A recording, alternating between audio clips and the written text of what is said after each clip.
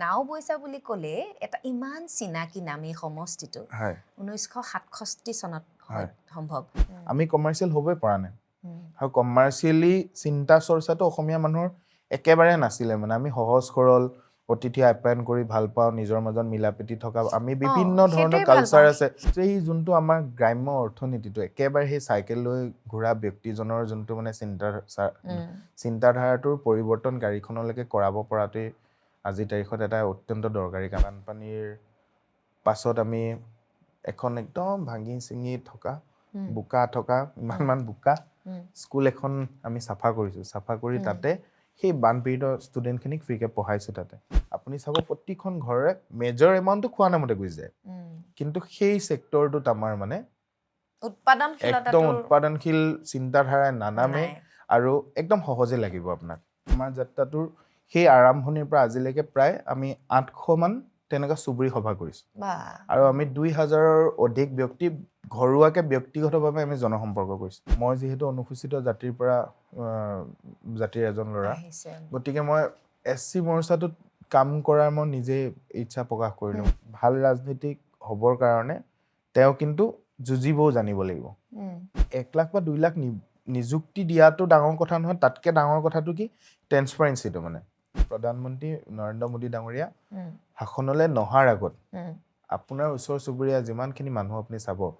ঘৰখনৰ মূল ব্যক্তিজনৰ এটা বেংক একাউণ্টৰ বাদে কিন্তু মহিলাৰ বেংক একাউণ্ট একেবাৰে ৰেয়াৰ আছিলে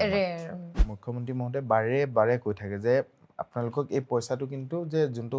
পাইছে আপোনালোকক মানে স্বাৱলম্বী হ'বৰ কাৰণে দিয়া হৈছে সেই পইচাটো খৰচ কৰি কিবা এটা কৰি দিব সেইটো কাৰণে দিয়া নাই যেতিয়া ভোটটো খুজিবলৈ যায় তেতিয়াতো দদায়েকৰ ঘৰখনলৈ যোৱা দৰে যায় বা মোমায়েকৰ ঘৰখনলৈ যোৱা নিচিনাকে নিজৰ ঘৰৰ দৰে মই আপোনালোকৰে ল'ৰা এনেকেই যাব তাৰপিছত এখন ইমান কিয় প্ৰাচীৰ ব্যৱধান তেওঁ যোনটো আদৰ্শত অনুপ্ৰেৰণিত হৈ সেই দলটোত সোমাইছিলে খুব সম্ভৱ সেই দলটোত সেই আদৰ্শখিনি নাইকিয়া হৈছে বা সেইটোতো ভাবিবলগীয়া কথা হ'ব পাৰে সংগঠনটো অসমত কমাই দিলে অসমীয়া সংগঠন এটা কৰি গোটেইকেইটা একলগ হৈ দিলে ঠিক হৈ যাব অসমীয়া মানুহৰ প্ৰভুত্বতা থকা সমষ্টি এটা আছে য'ত আজিৰ তাৰিখত 2% 1% অসমীয়া মানুহ আছে সমাজখনৰ কাৰণে দায়বদ্ধতাটো একেবাৰে ভিতৰৰ পৰা আছে আৰু সেইটো সদায় থাকিব ৰেডি ন ইয়া জুলফি মই ৰেডি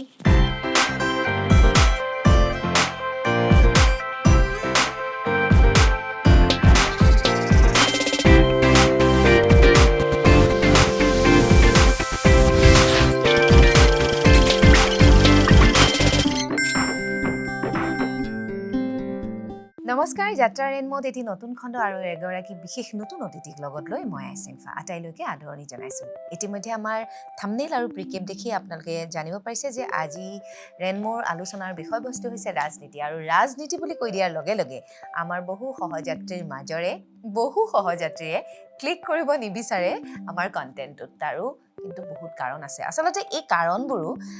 আজি গোটেই কথাখিনিৰ মাজত এই কাৰণবিলাকো ফঁহিয়াই চাবলৈ চেষ্টা কৰিম কিয় ৰাজনীতি আজিৰ তাৰিখত অনিহাৰ বিষয় কিছু ব্যক্তিৰ বাবে কাৰণ ৰাজনীতি সমাজনীতিৰ এটি অংশ আৰু তাৰোপৰি এই যে ভোটদান প্ৰক্ৰিয়াটো ভোটদান আমাৰ এটি মৌলিক অধিকাৰ যিটো মৌলিক অধিকাৰ সেই অধিকাৰটো সাব্যস্ত কৰিবলৈ যাওঁতে আমি সঠিক ঠাইত ভোটদান কৰিছোনে যোগ্য ব্যক্তিক আমি নিৰ্বাচন কৰিছোনে এইখিনিৰ বাবে আমাক সেই সচেতনতাখিনিৰ প্ৰয়োজন সেই সকলোবোৰ কথা সামৰি সুতৰি আজি অনুষ্ঠানটো কৰিবলৈ আগবাঢ়িছোঁ আৰু আজি আমাৰ ৰেনমোৰ আসন শুৱনি কৰিছেহি লখিমপুৰ জিলাৰ নাওবৈচা সমষ্টিৰ আগন্তুক বিধানসভা নিৰ্বাচনৰ বিজেপি দলৰ টিকেট প্ৰত্যাশী প্ৰাৰ্থী শ্ৰী হিতেশ বৰা ডাঙৰীয়া গতিকে ৰাজনীতি সম্পৰ্কীয় বহু প্ৰশ্ন লৈ আহিছোঁ লগতে জানিম হিতেশ বৰা ডাঙৰীয়াৰ জীৱন পৰিক্ৰমাৰ বিষয়েও কিছু কথা গতিকে মই সাজু হৈছোঁ তেখেতক ৱেলকাম কৰিবৰ বাবে আৰু আপোনালোক সাজু হওক আমাৰ এই যাত্ৰাৰ আলাপত ভাগ ল'বৰ বাবে ভিডিঅ'টো স্কিপ নকৰিব চাই থাকিব হিতেশ বৰা আপোনাক আমাৰ ৰেনমোলৈ স্বাগতম জনাইছোঁ ধন্যবাদ আৰু যিহেতু একেবাৰে বিধানসভা নিৰ্বাচন সমাগত গতিকে স্বাভাৱিকতে আজি বিষয়টো আমাৰ বিষয়বস্তু ৰাজনীতি কিন্তু যিগৰাকী অতিথিক আমি আমন্ত্ৰণ কৰি আনো তেওঁৰ আমি গোটেই জীৱনৰ এটা পৰিক্ৰমা যিটো এই সময়লৈকে এই গোটেইখিনি আমি চুই যাবলৈ চেষ্টা কৰোঁ জাৰ্ণিটো আৰু এতিয়ালৈকে গতিকে সেই কথাখিনিও থাকিব আৰু আনুষংগিক প্ৰাসংগিক এতিয়াৰ সময়ৰ এই কথাবোৰো আমাৰ মাজত থাকিব গতিকে আৰম্ভণিতে ধন্যবাদ জনাইছোঁ সুদূৰ লখিমপুৰৰ পৰা আজি আহি আমাৰ আসন শুৱনি কৰিছেহি আপুনি আৰম্ভণিতে আপোনাৰ এটি শুভেচ্ছা বাৰ্তা লৈ লওঁ আমাৰ কাৰণে আপোনালোক গোটেই আপোনালোকৰ যাত্ৰাৰ পৰিয়ালটি প্ৰতিজন কাৰ্যকৰ্তা বা প্ৰতিজন ব্যক্তিলৈকে মোৰ ফালৰ পৰা অনাগত সময়খিনি খুব ভাল হওক তাৰে শুভকামনা থাকিলে অশেষ ধন্যবাদ পিছে আমাৰ অনুষ্ঠানটো চোৱা যায়নে নাই সময় পায়নে নাই যিহেতু ৰাজনীতিৰ লগত জড়িত এতিয়াতো একেবাৰে সময় নাই তথাপিও নাই আপোনালোকৰ অনুষ্ঠানটো চোৱা যায় মই এতিয়াৰ এই ব্যস্ততাৰ সময় বুলি নহয় আগৰ পৰা বহুত দিনৰ পৰা আপোনালোকৰ অনুষ্ঠানটো মানে সহযাত্ৰী চাওঁ আৰু আপোনালোকৰ অনুষ্ঠানৰ সহযাত্ৰী হিচাপে মই আপোনালোকৰ অনুষ্ঠানটো চাওঁ ধন্যবাদ আৰু মোৰ পৰিবাৰো আপোনালোকৰ এই অনুষ্ঠানটো মানে আহিলে আপডেট আহিলে তাই দেখাই দিয়ে আৰু মোক হয় নেকি কি নাম তেখেতৰ নামটো লৈ লওঁ তাই নামটো ভাস্বতী হয় আৰু পৰিয়ালৰ কথা মানে যেতিয়া ওলাইছে আৰু কোন আছে পৰিয়ালত মোৰ ছোৱালী এজনী আছে সৰু তাই এইবাৰ কিমান 15 মাহ হৈছে এতিয়া অকমানি আৰু দেউতা মা আছে আৰু মা দেউতা আছে দাদা আছে বৌ আছে দাদাৰ ল'ৰা এটা ঘৰৰ আপুনি সৰু হয় গতিকে সেই আৰু আমি জাৰ্নিটোৰ কথা পাতোতে কৈছোৱে যে এই কথাবোৰ অকমান আহিব আৰম্ভণিতে সেই বিষয়বিলাকত আমি অকমান চুই যোৱাৰ প্ৰাকখনত যিহেতু আমি আমাৰ হিয়াৰ আমঠুগৰাকীক হেৰুৱালো নহয় 19 ছেপ্টেম্বৰৰ পিছত গোটেই কথাবোৰ ক'ৰবাত ৰৈ যোৱাৰ দৰে মই অকণমান প্ৰতিগৰাকী অতিথিকেই সেই বিষয়টো চুই যাবলৈ চেষ্টা কৰোঁ দাদাৰ বিষয়ে অকণমান কিবা এটা অনুভৱ সেইদিনা আচলতে মই আমাৰ নাওবৈচা বিধানসভা অন্তৰ্গত আপোনাৰ পশ্চিম তেলাহী বুলি এটা অঞ্চল আছে পশ্চিম তেলাহীত আমাৰ দিনটোত 7খন মিটিং আছিলে আমাৰ ছেট কৰি থোৱা মানে আমি খুব সম্ভৱ 5 নম্বৰ মিটিংখন পাইছোঁ আৰু 5 নম্বৰ মিটিংখনতে আমাৰ মানে ধৰক এই গোটেই দিনটো ঘূৰি থাকোঁ আমি দুপৰীয়া কোনোবা কাৰ্যকৰ্তা ঘৰতে খোৱা বোৱা হয় আমাৰ 5 নম্বৰ মিটিংখন শেষ কৰি খাম মানে আমি তো নামঘৰ এটাত সোমাইছোঁ আমি সোমাওঁতে মই জাষ্ট মাথাউৰি এটা আছে তাৰপৰা নামিব লৈছোঁ নামিব লওঁতেই মানে মোক মোৰ গাড়ীতে থকা মোৰ লগৰ এজনে ক'লে যে এনেকুৱা ধৰণৰ খবৰ এটা আহিছে তাৰপৰা ছাডেনলি শ্বক মানে তাৰপৰা মানুহখিনি দেখিছোঁ গোটেই মানুহ মিটিঙৰ কাৰণে ৰখি আছে তাতে আৰু সেই নামঘৰৰ অপজিটৰ মানুহঘৰত আমাৰ খোৱা বোৱাৰ ব্যৱস্থা আছিলে তাৰপিছত মই মানে অকণমান সময়লৈ মই সিদ্ধান্ত ল'ব পৰা নাই বস্তুটো ধৰক সঁচা মিছা কি হৈ আছে একো অদ্ভুত কাহিনী এটা তাৰ পৰা মানে ইফালে সিফালে খবৰ চবৰ লৈ পেলাই গম পালোঁ আৰু কনফাৰ্ম হয় বুলি তাৰপিছত তাৰপৰা সেয়া সিমানতে সামৰি আমি ঘৰলৈ আহিলোঁ তাৰ পিছৰ পৰা মানে আপোনাৰ এটা সাংঘাতিক ডাৰ্ক জাৰ্ণি এটা আৰু আমাৰ কাৰণে আপোনাৰ ধৰক সেইদিনা ৰাতিটো কেনেকৈ গ'ল তাৰ পাছদিনা ৰাতিপুৱাৰ যোনটো পৰিৱেশ ধৰক শুই উঠি ধুনীয়াকৈ মানে আহিলে নেকি তেতিয়া আপুনি গুৱাহাটীলৈ আহিছিলে গুৱাহাটীলৈ তেতিয়া অহা নাই তাৰ পাছত আহিছোঁ মই সেইদিনা মানে ঘৰত গ'লোঁ ধৰক আমাৰ তাতে সেই আঞ্চলিক কিছুমান আমি অনুষ্ঠান তাতে ঠিক ঠাক কৰিলোঁ আৰু ৰাতি যে পুৱাইছে মানে ৰাতি পুৱাওঁতে ধৰক আপোনাৰ শুই উঠি এটা ছোৱালীজনী আছে বেলেগ ধৰণৰ পৰিৱেশ এটা হয় আৰু সেইদিনা মানে আপোনাৰ শুই উঠাৰ পিছত মানে মনটো ডাইৰেক্ট কিবা এটা মানে মূৰত সোমায়ে আছে যে কণ্টিনিউৱাছলি কোনোবা এজন একেবাৰে মানে ঘৰৰ কোনোবা এজন গুচি গ'ল বা আপোনাৰ আমাৰ অসমৰ একেবাৰে ভাল লগা মানে চবৰে মনত যোনে সাজ পেলাই ৰাখিছে তেনেকুৱা এজন ব্যক্তি আমাৰ মানে বিশ্বাস কৰিম নে নকৰিম আৰু আমি ৰাতি দেৰিলৈকে ৰখি আছোঁ কি ডিচিশ্যন লৈ আছে কি হ'ব কি নহ'ব কি ধৰণে মানে মানুহখিনি মানে সঁচাকৈ মায়াবিনী ৰাতি আছিল সেইটো একজেক্টলি আৰু তেওঁ সেই গাই থকা ৰাতিকেইটা সেই তেতিয়াৰ পৰা ষ্টাৰ্ট হৈছে নিচিনা লাগে মানে তেওঁ কোৱা যোনটো মায়াবিনী ৰাতি সেই ৰাতিটো ধৰক আপোনাৰ তেখেতেতো গোটেই জীৱন গাই আছিলে কিন্তু মানে মানুহৰ অনুভৱটো তেওঁ যোৱাৰ দিনাৰ ৰাতিৰ পৰা অনুভৱ হয় মানে আপোনাৰ এটা সাংঘাতিক ৰাতি আছিলে এইটো কি সংজ্ঞাৰে বান্ধিব বিচাৰে জুবিন গাৰ্গ কোন বুলি যদি কয় মানে তেওঁ এজন পিয়'ৰ অসমীয়া মানুহ আছিলে তেওঁ অসমক ভাল পাইছিলে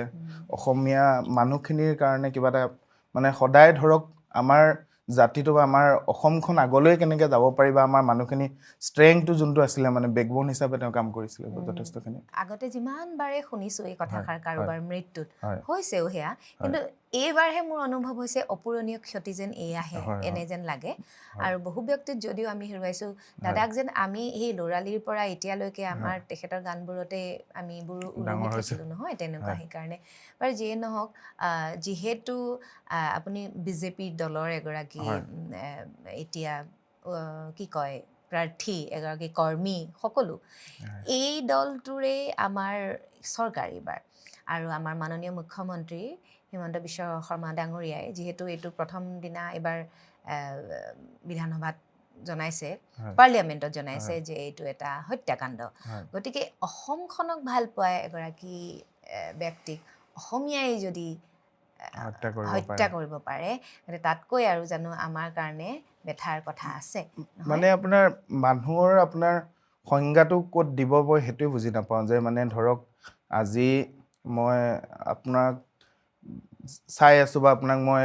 নিৰীক্ষণ কৰি আছোঁ আপোনাৰ কাম কাজবিলাক চাই আছোঁ তাতে আপোনাৰ ধৰক মোৰ মনত কিবা এটা সাজ এটা আছে মোকো কোনোবাই চাই আছে বা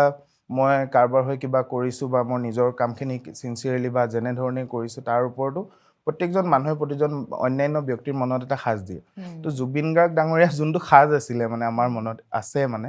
সেইটো ধৰক কম্পেয়াৰেবলে নহয় কাৰো লগত তুলনা নহয় তো সেই ব্যক্তিজনক যদি কোনোবাই হত্যাৰ পৰিকল্পনা বা তেনেকুৱা ধৰণৰ মনোভাৱলৈকে যাব পাৰে তেতিয়া আমি কিমান ছেফ মানে সেইটোৱে আচৰিত মানে আজিৰ তাৰিখত আপুনি নিজে অনুভৱ কৰিলে গম পাব যে আজি মই পাৰ হৈ আহোঁতে আমি বহুত দীঘলীয়া এটা ট্ৰেফিক জাম এটা তাতে পাইছোঁ ধৰক কাৰণ কি মানে সোণাপুৰত আজি মানে প্ৰায়বিলাক মানুহ আহিছে তালৈকে গতিকে দেওবাৰ তাতে গতিকে মানে বস্তুটো এনেকুৱা ধৰণৰ মানুহৰ মৃত্যু হয় মানুহে মৃত্যুটো এটা সময়ত মানি লয় বা কম্প্ৰমাইজ হৈ যায় মানে সেই মৃত্যুটোৰ ওপৰত কিন্তু তেখেতৰ মৃত্যুটো মানে কম্প্ৰমাইজ কৰিব পৰাই নহয় মানে আজিলৈকে কোনো কম্প্ৰমাইজ কৰিব পৰা নাই এই দুখটোক লগতে লৈ একদম লৈ গুচি যোৱাটো বিচাৰিছে মানে যেন হোল জীৱনটো আপোনাৰ জীৱন যাত্ৰাত সদায় জুবিন গাৰ্গ ডাঙৰীয়া সেই যি ধৰণে আগতে পাইছিল তেনেকৈ থাকিব আৰু সেয়ে আজিৰ তাৰিখত তীৰ্থস্থান হৈ গ'ল আমাৰ মানে মোৰ ঘৰৰ পৰা আপোনাৰ পুৰণা ঘৰৰ পৰা মোৰ প্ৰায় 68 কিলোমিটাৰমান হয় মানে তাতে প্ৰথম জুবিন গাৰ্গ ডাঙৰীয়া আহিছে আৰু তেতিয়া আমি সৰু মানে তো সেই যে পইচা তুলি 407 ভাড়া কৰি আনিছোঁ ৰাতিপুৱালৈকে প্ৰগ্ৰাম চাইছোঁ মানে সেই ৰাতি দেৰিকৈ উঠে তাৰপিছত আমি টাউনলৈ আহিছোঁ ধৰক খোৱা বোৱাৰ ব্যৱস্থা বেলেগৰ ঘৰত কৰিব লগা হৈছে তাৰপিছত প্ৰগ্ৰেম চাই মেলি সেই তেনেকুৱা বিভিন্ন ধৰণৰ মেমৰি আৰু মোৰ বুলি নহয় প্ৰত্যেকজন ব্যক্তিৰ আছে গতিকে সেইবিলাক মেমৰি মৰালৈকে লৈ যাবগৈ আৰু জুবিন গাৰ্গৰ খুব হাতখন চুই নোপোৱা মানুহৰো কাহিনী আছে তেখেতৰ যিয়ে নহওক সোঁৱৰিলোঁ দাদা কাষতে আছে দাদাক সোঁৱৰি অনুষ্ঠানটো আৰম্ভ কৰিব বিচাৰোঁ প্ৰত্যেকবাৰে যিয়ে নহওক এতিয়া যিহেতু মই জানিব বিচাৰিছোঁ আপুনি লখিমপুৰৰ নাওবৈচা সমষ্টিৰ পৰা এইবাৰ চেষ্টা এটা দিছে নাওবৈচা বুলি ক'লে এটা ইমান চিনাকি নাম এই সমষ্টিটো 1967 চনত সম্ভৱ সুধাখণ্ড ডক্টৰ ভূপেন হাজৰিকাদেৱে তাৰ পৰা বিধায়ক হিচাপে নিৰ্বাচিত হৈছিল আৰু আমি জনাত তেওঁ নিৰ্দলীয় আছিল নহয় জানো সেইখিনি কাম কৰিলে 5টা বছৰ মানুহে আঁকোৱালি ল'লে তাৰ পিছৰ বাৰত হয়তো তেওঁ বিজেপি দলত যিটো আপোনালোকৰ দলৰ তাৰপিছৰ পৰা তেওঁ কিন্তু পৰাজয় বৰণ কৰিছিলে মই এনেই সেইটোৰ পৰা আনো তাৰ কাৰণটো কি বুলি ভাবিব পাৰে চাওক আপোনাৰ ভাৰতীয় জনতা পাৰ্টীৰ দলটো বহুত মানে ঘাট প্ৰতিঘাতৰ পাছত আজিৰ সময়খিনি পাইছে আৰু এটা দীঘলীয়া জাৰ্ণি আছে আমাৰ এই ইমান দীঘলীয়া সময়খিনিত আমাৰ মানুহে অসমত ভাৰতীয় জনতা পাৰ্টিক আঁকোৱালি ল'বলৈ এটা সময় লাগিছিল আৰু সেই সময়ত একদম আমাৰ ইনিচিয়েল সময় আছিল সেইটো টাইম আৰু সেই সময়খিনিত আপোনাৰ অন্যান্য ৰাজনৈতিক দলৰ তুলনাত ভাৰতীয় জনতা পাৰ্টিৰ ৰাইজৰ মাজত মানে একচেপ্টেঞ্চটো কম আছিলে আৰু অসমত একদম একেবাৰে ইনিচিয়েল আছিলে আৰু তেতিয়া আজিৰ তাৰিখত যি ধৰণৰ আমি পৰিৱেশ পাইছোঁ সেই পৰিৱেশ আৰু এই পৰিৱেশৰ সাংঘাতিক এটা ডিফাৰেঞ্চ আছে আৰু বিভিন্নজন ব্যক্তি তাৰ পাছৰ পৰা এটা দীঘলীয়া ত্যাগৰ বিনিময়ত আজি এই পৰিৱেশটোলৈকে আহিছে আৰু বুজিছোঁ সেই তেনেকুৱা ধৰণৰ ইয়াত এটা প্ৰশ্ন উদয় হয় যে মই আপোনাকে সোধোঁ যে আপুনি দল চাই ভোটটো দিব লাগে বুলি ভাবে নে প্ৰাৰ্থী চাই তাত আৰু এটা কথা যিহেতু ভূপেন হাজৰিকাদেৱে এবাৰ প্ৰমাণ কৰিলে যে তেখেত যোগ্য তেখেতে যিহেতু বিধায়ক হিচাপে থাকিলেই কাৰ্যনিৰ্বাহ কৰিলেই 5টা বছৰ তাৰপিছত তেওঁ এটা দলত সোমোৱাৰ লগে লগে তেওঁৰতো সেই প্ৰভাৱটো কমি নাযায় ব্যক্তিগতভাৱে তেখেত যোগ্য এগৰাকী ব্যক্তি গতিকে দল এটা অহাৰ লগে লগে তেখেতে সেই কথাটো অকণমান মোৰ খোকোজা লাগিছে মানে চাওক আপোনাৰ দলটো আৰু ব্যক্তি দুইটাই ইম্পৰ্টেণ্ট হয় এনেকুৱা নহয় মানে ৰাইজে এতিয়া ধৰক আপোনাৰ চাওক আজি তাৰিখত মই এটা কথা কৈছোঁ আপোনাক আজি তাৰিখত ধৰক বিজেপি আমাৰ শাসনত আছে বা বিভিন্ন ধৰণৰ কাম কাজ ভাল ধৰণে কৰি আছে যদি বিজেপিত একেবাৰে যদি কাম কৰিবলৈ ইচ্ছা নথকা মানুহ এজনকো যদি আজি তাৰিখত জিকাই দিয়ে তেওঁ কিন্তু বাধ্যতামূলক হিচাপে বহুতখিনি কাম কৰিবই লাগিব তো চৰকাৰখনৰো যি চলি আছে মানে সেই চৰকাৰখনৰ ওপৰতো বহুতখিনি বস্তু ডিপেণ্ড কৰে আৰু সেইটো সময়ত ধৰক বিজেপি সেই সময়টোত শাসনত অহাৰ অসমত তেনেকুৱা ধৰণৰ কোনো প্ৰভাৱ নাছিলে মানে আৰু সেইকাৰণে চাগে তেনেকুৱা ধৰণৰ ডিচিশ্যন এটা হৈছিলে কিয় জানো প্ৰশ্নবোৰ আচলতে আৰম্ভণিতে বেলেগ বেলেগ আছিল কিন্তু কৈছোঁ যে মই বেলেগ বেলেগ দেই প্ৰশ্নবোৰ অৱতাৰণা তেতিয়াৰ বিজেপিৰ যিটো অৱস্থা অচলাৱস্থা আৰু এতিয়া যিটো একদম জিলিকি থকা এটা অৱস্থা কিন্তু আমি যদি চাওঁ ইতিহাসটো কংগ্ৰেছৰ মানুহখিনি কিন্তু এতিয়া বেছিভাগ বিজেপিত আছে নহয় জানো এই কথাটোত কি বুলি ক'ব আপুনি চাওক যদি আমি পুৰণা যোনখিনি আমাৰ বিজেপি আছিলে সেই মানুহখিনিয়ে যদি থাকে তেতিয়া বিজেপি সীমিত মানুহৰ ভিতৰতে থাকিব তো যদি বিজেপিক আমাৰ শাসনলৈ আহিব লাগে বা আমি শাসনত প্ৰতিষ্ঠিত হৈয়ে থাকিব লাগে সকলোকে আঁকোৱালি ল'বই লাগিব আৰু ধৰক কোনোবা এটা মই আপোনাক অথনি যে ক'লো যে এটা কথা সেই ব্যক্তিজনে সেইটো দলত কৰিব নোৱাৰা সুবিধাখিনি ইয়াত সুবিধা পাইছে চাগে তেওঁলোকে কিন্তু তাত তেতিয়া এটা আদৰ্শৰো কথা থাকে নহয় এগৰাকী এটা আদৰ্শৰে প্ৰভাৱান্বিত হৈ এটা দলত যোগদান কৰাৰ পিছত তাত কেনেকুৱা ধৰণৰ আকৌ বেলেগ ধৰণৰ অসুবিধা হ'ব পাৰে যে নিজৰ আদৰ্শটোক আকৌ মাৰি অন্য এটা আদৰ্শক ল'বলৈ কিন্তু তেওঁ যোনটো আদৰ্শত অনুপ্ৰাণিত হৈ সেই দলটোত সোমাইছিলে খুব সম্ভৱ সেই দলটোত সেই আদৰ্শখিনি নাইকিয়া হৈছে বা সেইটোতো ভাবিবলগীয়া কথা হ'ব পাৰে ধৰক মই কিবা এটা ভাবি পেলাই এইটো দলত আছোঁ কালিলৈ যদি এই দলটোৱে মই ভবাৰ একেবাৰে বাহিৰত কামখিনি কৰে তেতিয়া মোৰ ইচ্ছা যাব জানো এইটো দলত থাকিবলৈ প্ৰশ্নটো আচলতে মই জানিব বিচাৰিছোঁ সেই মানে ব্যক্তিগতভাৱে প্ৰভাৱান্বিত হৈহে দল এটালৈ যায় যে মোৰ ব্যক্তিগতভাৱে মই এই বস্তুখিনি ভাল পাইছোঁ তো সেইখিনিৰ কাৰণে মই দলটোৰ লগত জড়িত আছোঁ কালিলৈ যদি সেই দলটোৱে সেইখিনি মোক যদি শান্তি দিব নোৱাৰে বা ছেটিছফেকশ্যনটো কৰিব নোৱাৰে মই কিবা এটা কাম কৰিব গ'লে মোৰ কৰাখিনি ভুল নিচিনা লাগে বা তেওঁলোকে কৰাখিনি মোৰ ভুল নিচিনা লাগে অভিয়াছলি তেতিয়াতো আৰু সেই দলটোৰ প্ৰতি সেই স্নেহটো নাইকিয়া হ'ব আৰু তেতিয়া অন্যান্য ৰাজনৈতিক দলৰ কথা বতৰা চিন্তা কৰিব পাৰে মই এনেধৰণৰ প্ৰশ্নবোৰ প্ৰতিগৰাকী ৰাজনীতিৰ লগত জড়িত ব্যক্তিক সোধোঁ আৰু তেওঁলোকৰ উত্তৰবোৰো মই ৰাইজলৈ এৰি দিওঁ মোৰ যোগেদি আচলতে এই প্ৰশ্নবোৰ বহুতৰে প্ৰশ্ন গতিকে মই এই আসনখনত বহাৰ সুযোগকণ মই লৈছোঁ যিয়ে নহওক ৰাইজৰ হৈ যিহেতু এইটো এটা প্ৰচাৰৰ দৰেই হয় আৰু মই সদায় এটা প্ৰশ্ন সোধোঁ প্ৰত্যেককে আৰু আৰম্ভণিতেও কৈছোঁ যে অনীহাৰ বিষয় এটা হৈ আহে এতিয়াও আপোনালোকৰ দৰে শিক্ষিত যুৱকসকল ওলাই আহিছে খুব আদৰণীয় কথা এইটো কিন্তু আমি বিচাৰোঁ প্ৰতিগৰাকী শিক্ষিত যুৱক যুৱতীয়ে বিষয়টোত একেবাৰে এক্টিভলি মানে আমি ৰাজনীতি কৰিবলৈ নগ'লেও ৰাজনীতি সচেতন হোৱাটো খুব জৰুৰী গতিকে এই অনীহাটো কিয় তাৰ আগতে আৰু এটা কথা সুধি লওঁ দেই নাওবৈচাৰ যিহেতু কথাটো ওলালে এই সমষ্টিটোৰ অকণমান মোক ইতিহাসটো লাগে কাৰণ নাওবৈচাত এতিয়া ৰঙা নদী আৰু এনেকুৱা ধৰণৰ ভাগ হৈছে নহয় অনীহাৰ বিষয়টোৰ আগত আমাৰ আগতে লখিমপুৰত বিহপুৰীয়া নাওবৈচা লখিমপুৰ আৰু এইফালে ঢকুৱাখানা বাৰু পলিটিকেল ডিষ্ট্ৰিক্ট হৈ গ'ল তথাপি মানে জিলা হিচাপে লখিমপুৰৰ ভিতৰত সেইকেইটাই আমাৰ সমষ্টি আছিলে এই ডিলিমিটেশ্যনৰ পিছত তাতে ৰঙা নদী বুলি আমাৰ নতুন সমষ্টি এটা হ'ল গতিকে ৰঙা নদীটোৰ অলপমান লখিমপুৰৰ ভোটাৰ গ'ল ৰঙা নদীলৈ নাওবৈচাৰ অলপমান আহি নতুনকৈ ৰঙা নদীটো গঠন হ'ল নাওবৈচাৰ অলপমান ভোটাৰ যে তাত গুচি আহিলে অহাৰ ফলত আমাৰ বিহপুৰীয়াৰ পৰা অলপমান আহিলে আৰু পুৰণা লখিমপুৰ সমষ্টিৰ পৰা অলপমান আৰু ঢকুৱাখানা সমষ্টিৰ পৰাও আমাৰ এখন পঞ্চায়ত আহিছে আমাৰ টোটেল 16খন পঞ্চায়ত আছে সেই 16খন পঞ্চায়তেৰে একদম এটা দীঘলীয়া সমষ্টি মানে জনগাঁথনি আমাৰ 1,74,000 ভোটাৰ আছে এতিয়া প্ৰায় আৰু আমাৰ অলপমান ভোটাৰ লিষ্টৰ কামো শুদ্ধৰণি কামো চলি আছে ফাইনেল ৰিজাল্টটো অলপমান দিনৰ পিছত পাব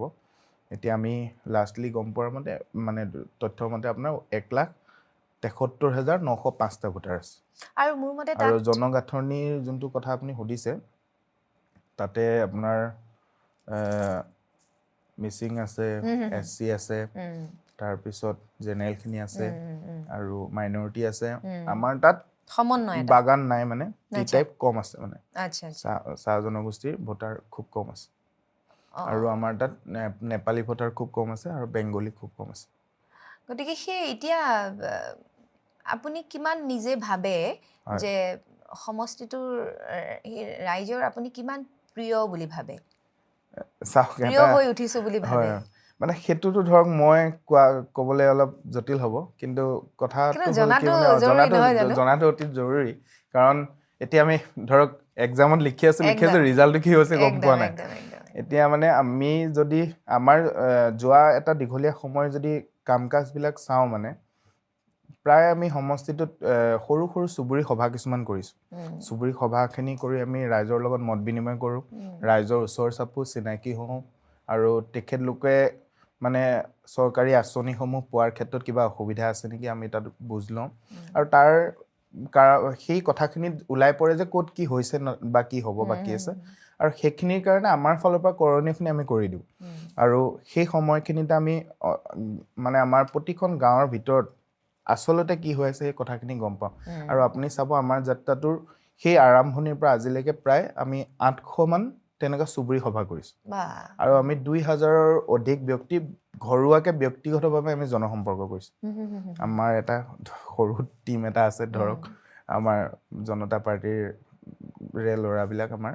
এনেকৈ মিলি আমি ঘৰে ঘৰে যাওঁ, তেওঁলোকৰ লগত কথা বতৰা পাতোঁ। আমাৰ পুৰণা কাৰ্যকৰ্তা যিবিলাক আছে, বহুত পুৰণা, আপুনি কোৱা সেই তেতিয়াৰ পৰা ভাৰতীয় জনতা পাৰ্টিৰ লগত জড়িত হৈ থকা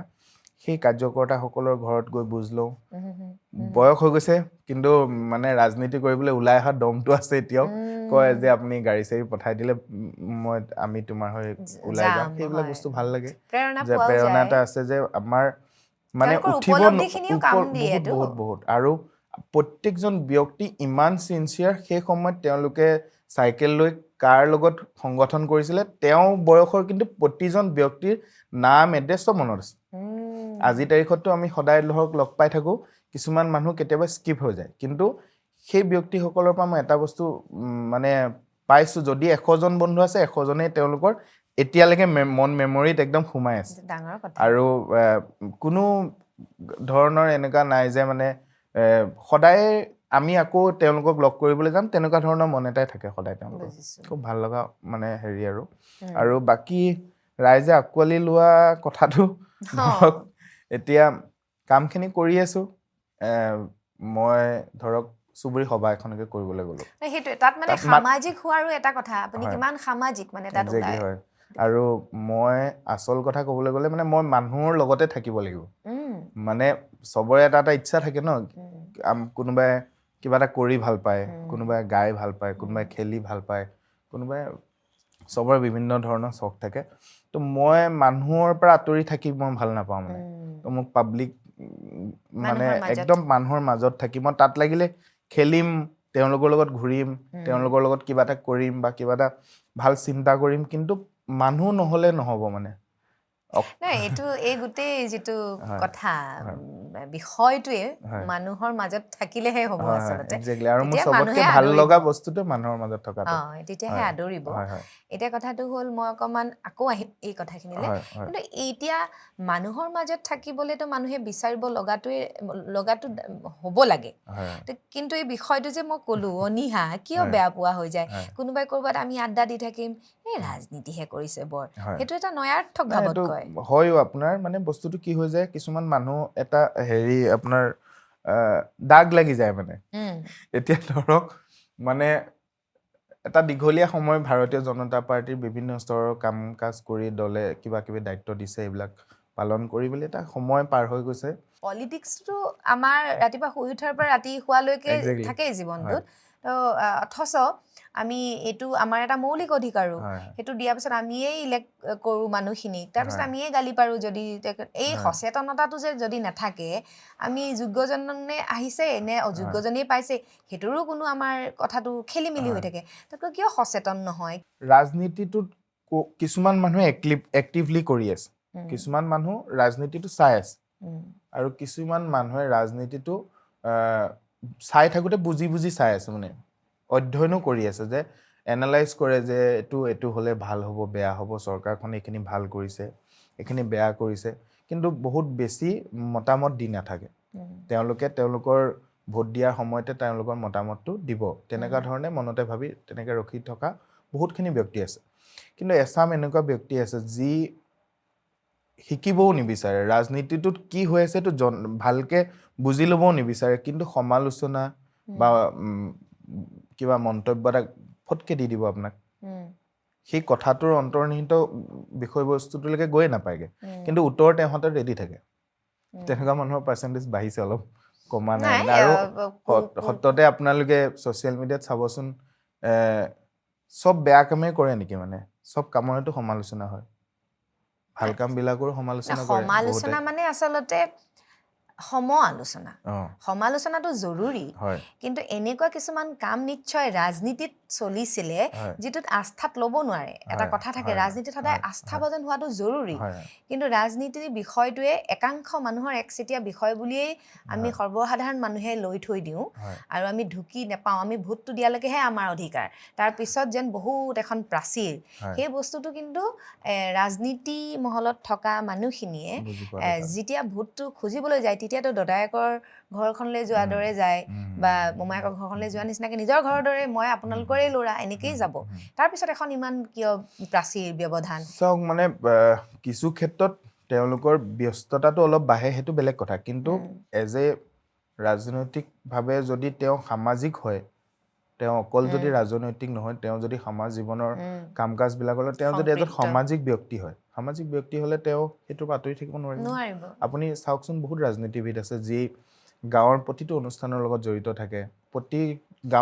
গাঁওখনত কি হৈ আছে তেওঁ সুধিলেই গম পাব আৰু তেওঁ যেতিয়া এতিয়া ধৰক ইমান এটা ডাঙৰ এৰিয়া দায়িত্ব দিছে তেওঁক এটা সমষ্টিৰ দায়িত্ব যেতিয়া পায় তেখেত সিমানখিনি দায়িত্বশীল হ'ব লাগিব আৰু যদি মই কালিলে মোৰ ব্যস্ততাটোৱে যদি মানুহৰ মাজত মই যাব নোৱাৰে বা মানুহক মই চাব নোৱাৰা যদি কাৰণ হয় তেতিয়াহ'লে সেইটো ব্যস্ততা মই ল'ব নোৱাৰিলে কৰিবও নালাগিব আগবাঢ়ি যোৱাটো ভুল মানে বিধায়ক এগৰাকী হ'বৰ কাৰণে বহুত পইচাৰ প্ৰয়োজন নেকি বিধায়ক এগৰাকী হ'বৰ কাৰণে পইচাৰ প্ৰয়োজন নহয় আৰু বিধায়ক হোৱাৰ পিছত বহুত পইচা নেকি নহয় মই কৈ আছোঁ আপোনাক সেইটো মই আপোনাক ধৰক অন্য কাৰো কথা নাপাতো আপোনাৰ লগত মই একেবাৰে উঠি অহা ল'ৰা সৰু ল'ৰা বুলিয়ে ধৰিছোঁ সেইকাৰণে অন্য ৰাজনৈতিক দলৰ কথা আপোনাৰ লগত আৰু আমি ডাঙৰ হ'লে পাতিম পিছত এতিয়া কথা হ'ল কি বিধায়ক হ'বৰ কাৰণে ভাৰতীয় জনতা পাৰ্টিত পইচাৰ প্ৰয়োজন নাই আপুনি প্ৰধানমন্ত্ৰী ডাঙৰীয়া আগতে কি আছিলে জানে আমাৰ এটা এক্সাম্পলে আছে তাতকৈ ডাঙৰ এক্সাম্পল নালাগে আৰু তো গতিকে ভাৰতীয় জনতা পাৰ্টিত বিধায়ক হ'বৰ কাৰণে পইচাৰ প্ৰয়োজন নাই আৰু যোনটো ক'লে আপুনি বিধায়ক হ'লেই পইচা হৈ যায় নেকি মানুহটো আপোনাৰ পইচা বিধায়ক হ'লে নহয় মানে পইচা আপুনি যদি কৰ্ম কৰে কাম কৰাৰ যদি ইচ্ছা থাকে আপোনাৰ আজি বিধায়কতকৈ বেছি ধনী পাণ দোকানী আছে নাই আছে তেওঁতো সেইটো কৰি আছে বিধায়ক হ'লেই পইচা হৈ নাযাব পইচাটো তেওঁ কৰ্ম কৰিব লাগিব সামাজিক ধৰণে দায়বদ্ধ নহয় কিন্তু এওঁ আকৌ সামাজিক দায়বদ্ধতাটো বহুত যে সামাজিক দায়বদ্ধতাটো আছে আজি আগতকে বিধায়কৰ এতিয়া ধৰক দৰমহা পাতি কিবা কিবিও বাঢ়ি গ'ল বহুতখিনি তেওঁ পেঞ্চনৰ ব্যৱস্থাও কৰিলে আৰু অলপমান সেইবিলাক বস্তু চেঞ্জ হৈছে আগতকে আৰু বাকী পইচাৰ লগত ইমান হেৰি নাথাকে আপোনাৰ বিধায়ক হ'লে পইচা বা হ'লে পইচা সেইটোটা বেলেগ ধৰণৰ বস্তু এইবোৰ আচলতে সৰ্বসাধাৰণ ৰাইজৰ প্ৰশ্ন মই অকমান তেনেকে উতলি এটাই দুটিকে সুধিবলৈ চেষ্টা কৰি জানিব চেষ্টা কৰিছোঁ আচলতে মই এতিয়া জানিব বিচাৰিছোঁ অকমান আপোনাৰ যাত্ৰাটো আমাৰ যাত্ৰাত আপোনাৰ যাত্ৰাৰ বিষয়ে এতিয়া জানিব বিচাৰিছোঁ ৰাজনীতিৰ কাৰ সংস্পৰ্শত আহিলে আপুনি আৰু বিষয়টো একদম অকমানিৰ পৰাই ভাল লগা বিষয় আছিল নে মাজমজিয়াৰ পৰা মানে কি ৰাজনীতিটো মোৰ সৰুৰ পৰা ভাল লগা বিষয় আছিলে আৰু মানে পঢ়া শুনা শেষ কৰি তাৰপিছত আপোনাৰ কাম কাজ কৰা আৰম্ভ কৰিছোঁ মই অকণমান সৰুৰ পৰাই কাম কাজ আৰম্ভ কৰিছোঁ সামাজিক আৰু মোৰ ব্যৱসায়িক গোটেইখিনি আৰু তাৰ আপুনি পঢ়া শুনাখিনি ক'ত হৈছিল মই হায়াৰ ছেকেণ্ডেৰী নৰ্থ লখিমপুৰ কলেজত পঢ়িলোঁ আৰু স্কুলিং মই আৱাজানত হাৱাজান হায়াৰ ছেকেণ্ডেৰী বুলি এখন স্কুলত কৰিছোঁ তাৰপিছত মই গুৱাহাটীৰ পৰা BCA কৰিলোঁ আৰু প্ৰেৰেলি গ্ৰেজুৱেশ্যনো কৰিলোঁ মই তাৰপিছতে আপুনি ঘূৰি গৈছে ঘৰলৈ ঘূৰি গৈছোঁ ঘৰলৈ আৰু ঘূৰি গৈছোঁ মানে তেতিয়া মোৰ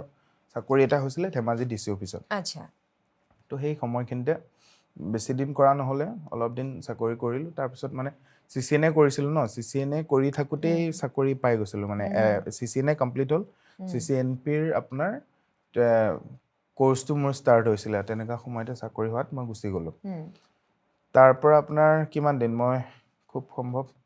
4 মাহ 17 দিনমান চাকৰি কৰিছোঁ তাৰপিছতে মই কামত আৰম্ভ কৰিলোঁ মোৰ মানে ফেমিলিৰে মানুহৰ লগত তেনেকৈ কৰি ব্যৱসায় আৰম্ভ কৰিলোঁ তাৰপিছৰ পৰা আৰু সেই যে আৰম্ভ কৰিলোঁ তাৰ পাছতে মানে পেৰেলেলি ৰাজনীতিও আৰম্ভ কৰিছোঁগৈ আৰু কাৰ সংস্পৰ্শত বিশেষভাৱে কাৰোবাৰ ধৰক মানে আপোনাৰ প্ৰেৰণা এটা আছে নে অনুপ্ৰেৰণা চাই এটা থাকোঁ সৰুৰ পৰা মানে তেওঁলোকে মানুহক কয় সৰহ মানুহৰ লগত থাকে তো মই আপোনাক কৈছোঁ ন মই বেছি মানুহৰ লগত থাকি ভাল পাওঁ তো ইয়াতো গুৱাহাটীত থকা সময় কিন্তু এটা ডাঙৰ ফ্ৰেণ্ড চাৰ্কেল আছিলে প্ৰায় অসমৰ চব জেগাৰে মোৰ বন্ধু আছে আপোনাৰ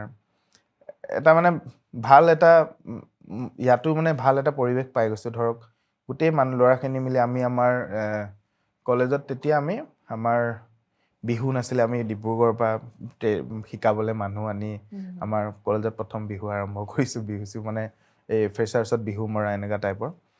ধৰক সেই কাম কাজবিলাক কৰি মানুহৰ লগত থাকি থাকি ভাল লাগি থাকে ন সেই পৰিৱেশটো আগলৈকে কণ্টিনিউ হৈ যোৱাৰ মানে ৰাস্তাটো পাই গ'লোঁ মানে যেতিয়া ৰাজনীতিৰ কথাটো মানে চিন্তা কৰিলোঁ নাই মই পাৰ্টি এটাত কৰোঁ কোনোবা এটাতো ভোট দিয়া আৰম্ভ হৈছে ধৰক ভোট দিয়া আৰম্ভ হোৱাৰ লগে লগে ধৰক ক'ৰবাততো ভোটটো দিব লাগিব তো ক'ত দিম এতিয়া সেইটো ভাবিব লাগিব তো তেনেকুৱা সময়ত মানে আপোনাৰ বাজপেয়ীজীৰ মানে কিছুমান ক্লিপ আহি থাকে মানে কেতিয়াবা সেইবিলাক আমি চাই থাকোঁ মানে সেই বস্তুবিলাক ভাল লাগে তো বিজেপি তেতিয়া বিজেপি ইমান নাছিলে মানে কিন্তু নাছিলে যদিও মানে ধৰক বিজেপিৰ এটা হেৰি এটা আছিলে 14ৰ পৰা আছিলে মই তাৰ আগৰ পৰা আছিলোঁ ধৰক সেই মানে এটা মানে অলপ বেলেগ ধৰণৰ এটা অনুভৱ এটা আছিলে মানে ধৰক অকণমান সেই সময়ত আমি যি দেখি আছিলোঁ তাৰ আগত আমি স্কুলত পঢ়ি থাকোঁতে ধৰক এনেকুৱা হৈছিলে আমাৰ স্কুললৈ আমি ওলাই যাওঁ আপোনাৰ মনত পৰিব চাগে তেতিয়া অনিৰ্দিষ্ট কাললৈ যে বন্ধ এটা দি দিয়ে যে টিচাৰসকলে নপঢ়ায় আমি প্ৰাৰ্থনা কৰোঁ প্ৰাৰ্থনা কৰাৰ পিছত ক্লাছ নহ'ব বুলি কয় আমি ওচৰৰ পথাৰখনত ক'ৰবাত যাওঁ ক্ৰিকেট খেলোঁ খেলি দুপৰীয়া সময়ত ঘৰত যাওঁ সেই পৰিৱেশ এটা মানে সেইটো এদিন দুদিন নহয় মানে অনিৰ্দিষ্ট কাল বুলি হৈ যায় এসপ্তাহ হৈ যায় কেতিয়াবা 10 দিন হৈ যায় 5 দিন হৈ যায় একদম মানে আমি হ'লে ভালো পাওঁ তেতিয়া ধৰক সৰু আছিলোঁ আমাৰ ফ্ৰী হৈ যায় তাৰপৰা আমি দুপৰীয়া খেলিব পাৰোঁ আৰু তাৰ পাছত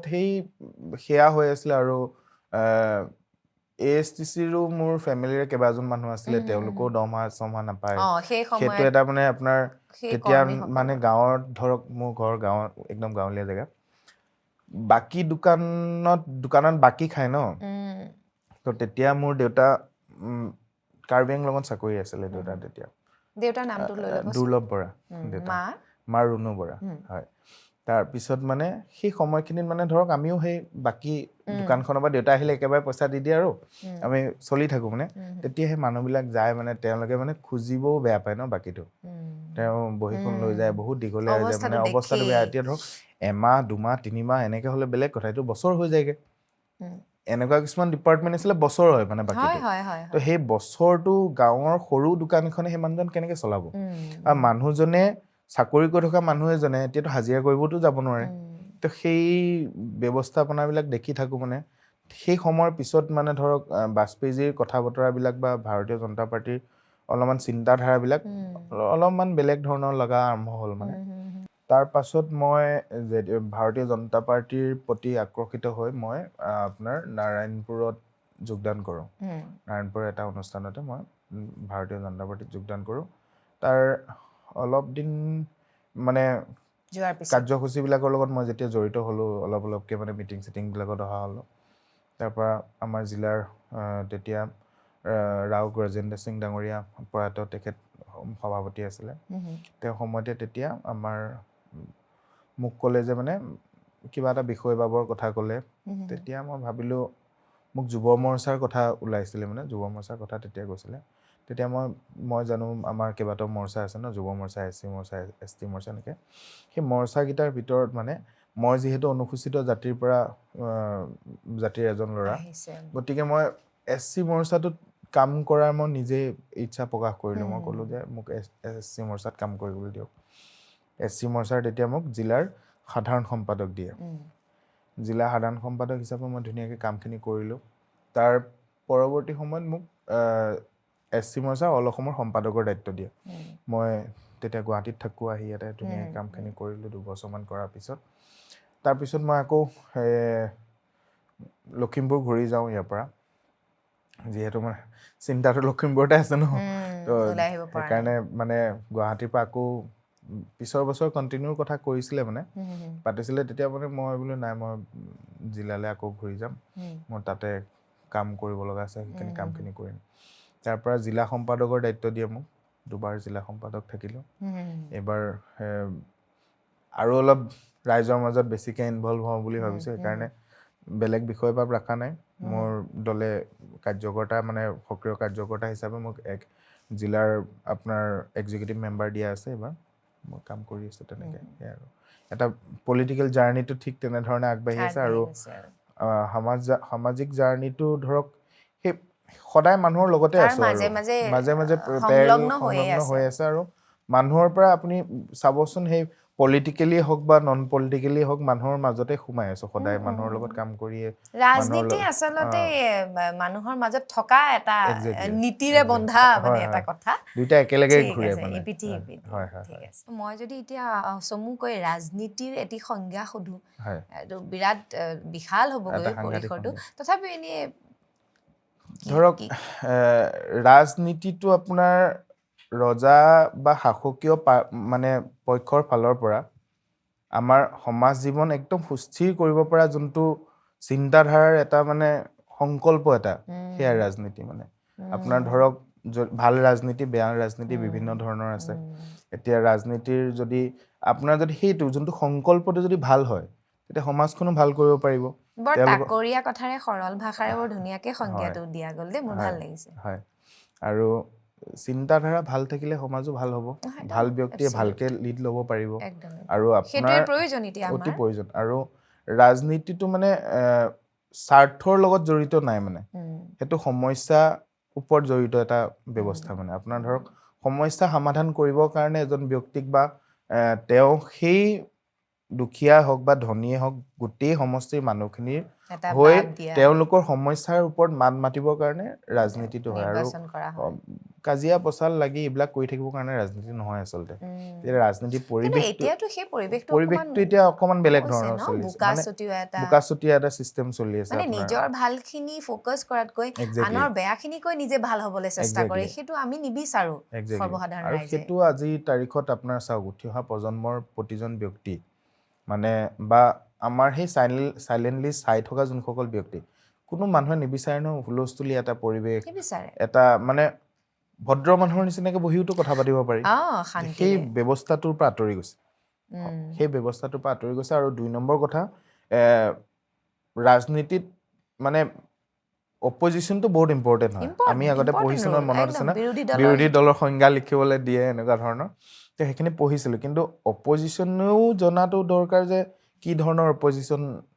অপজিশ্যনৰ বিহেভিয়াৰটো কি হ'ব লাগে, সেইটোও জানিব লাগিব। আৰু যোন শাসকীয় পক্ষত তেওঁলোকো জানিব লাগিব যে অপজিশ্যনক কি ধৰণে মানে কথা বতৰা কি ধৰণৰ হ'ব লাগিব। আপুনি চাব মানে,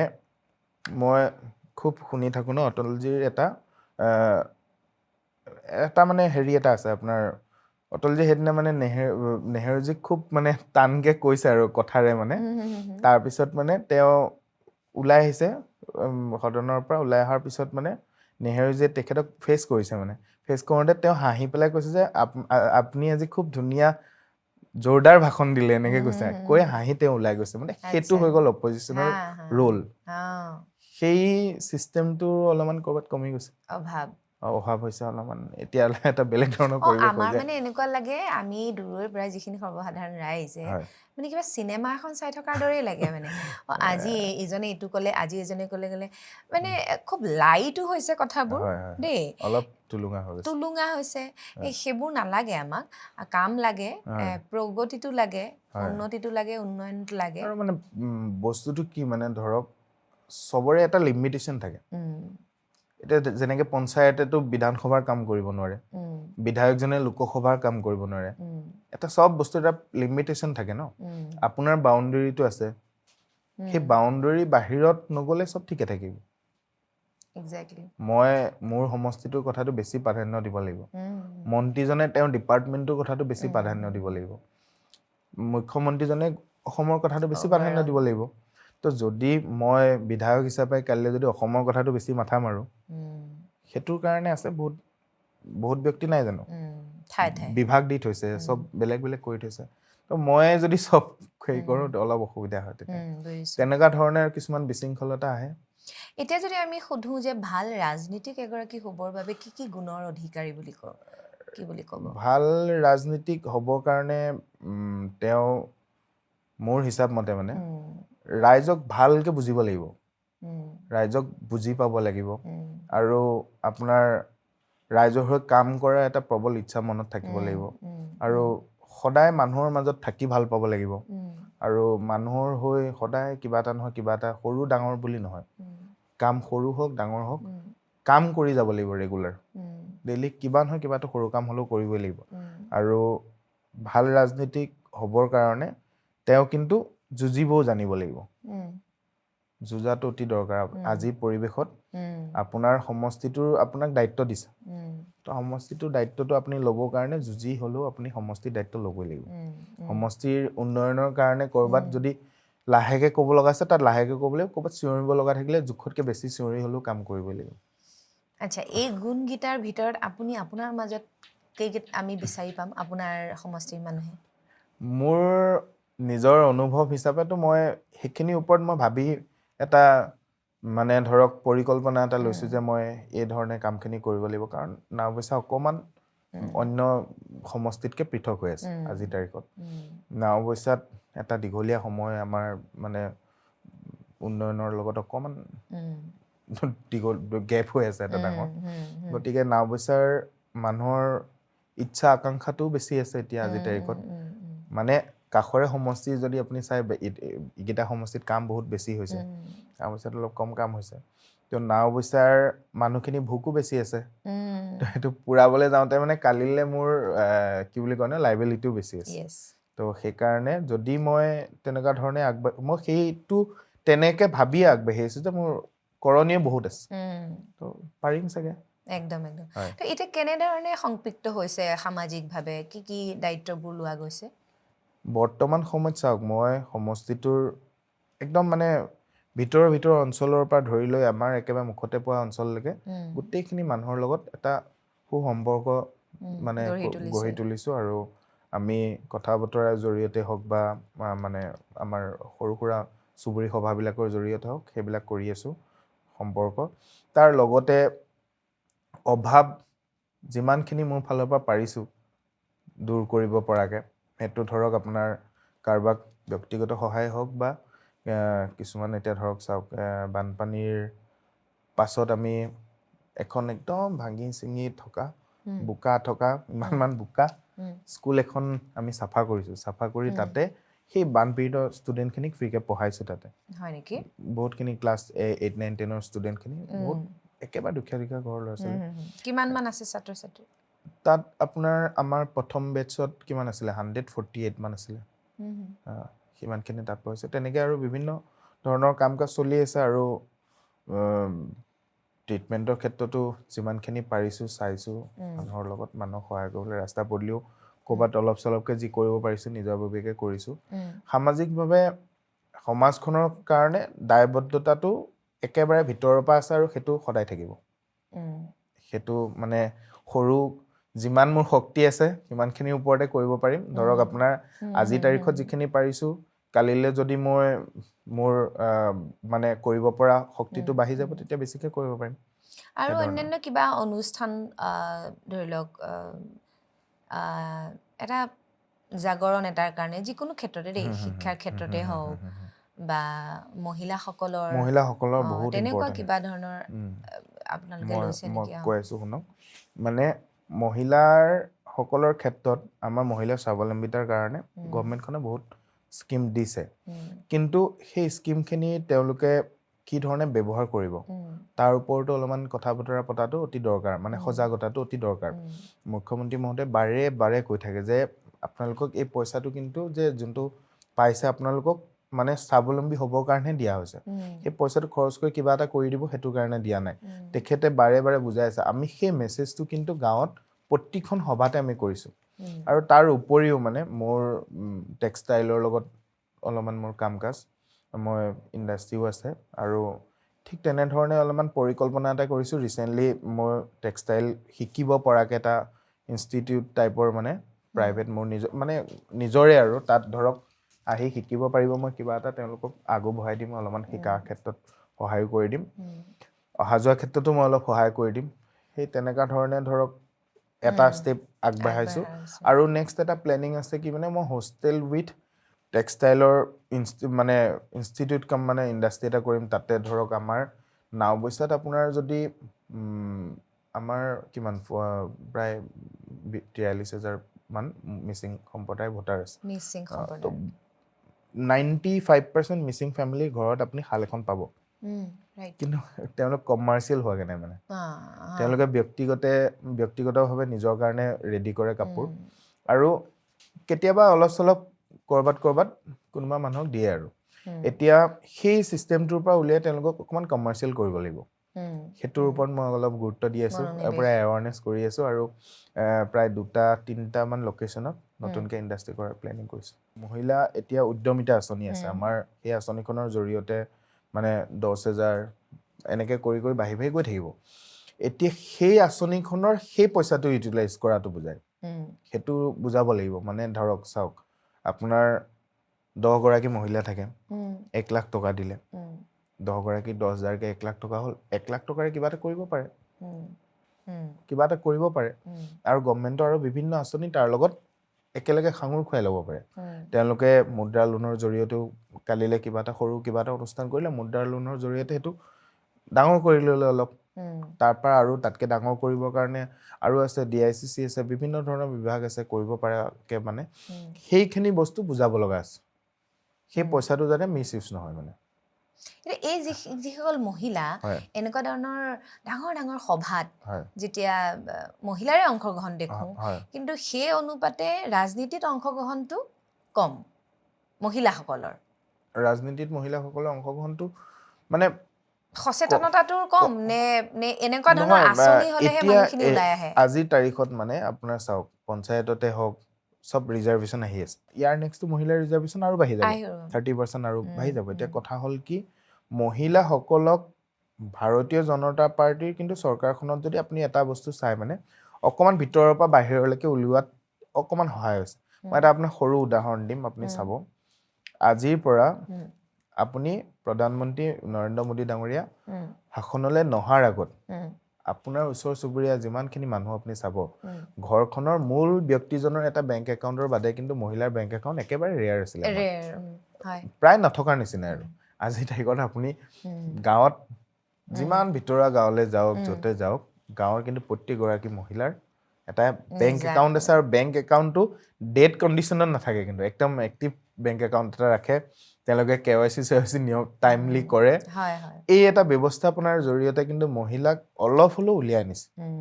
আগতকে আপুনি চাবচোন বহুতখিনি ওলালে। আৰু এতিয়া যিহেতু আমাৰ পঞ্চায়ততো মহিলা ৰিজাৰ্ভেশ্যনৰ ক্ষেত্ৰত মহিলাখিনি ওলাই আহিছে, আৰু নেক্সট ইলেকশ্যনতো বিধানসভাতো বহুতখিনি মহিলাৰ ৰিজাৰ্ভেশ্যন আহিব। তো মহিলাৰ সেই যে স্বাৱলম্বিতাৰ লগতে পলিটিকেলি চাউণ্ড কৰি গৈ আছে তেওঁলোকক অলপমান। আমাৰ চৰকাৰখনে যথেষ্ট কৰিছে এইখিনিৰ ওপৰত কাম। আপুনি কম্পেয়াৰ মই নকৰোঁ, নিজে কম্পেয়াৰ কৰি চালেও গম পাব, সেইটোৰ উত্তৰটো ভাল পাব। আমাৰ চৰকাৰখনে যথেষ্টখিনি মহিলাৰ কাৰণে কাম কৰিছে, আৰু মানে মহিলাখিনিও মানে আজিৰ তাৰিখত মিটিঙত আপুনি মহিলা বেছি দেখিছে নাই? আজিৰ তাৰিখত মই প্ৰশ্নটো সেইটোৱে কৈছোঁ, মিটিঙত মহিলা বেছি দেখিছে, মানে মহিলা ওলাই আহিছে অলপ, আৰু ওলাব লাগিব। আগতে মাতিবলৈ ভয় কৰে, আজিকালি প্ৰশ্ন কৰিবলৈ ভয় নকৰে।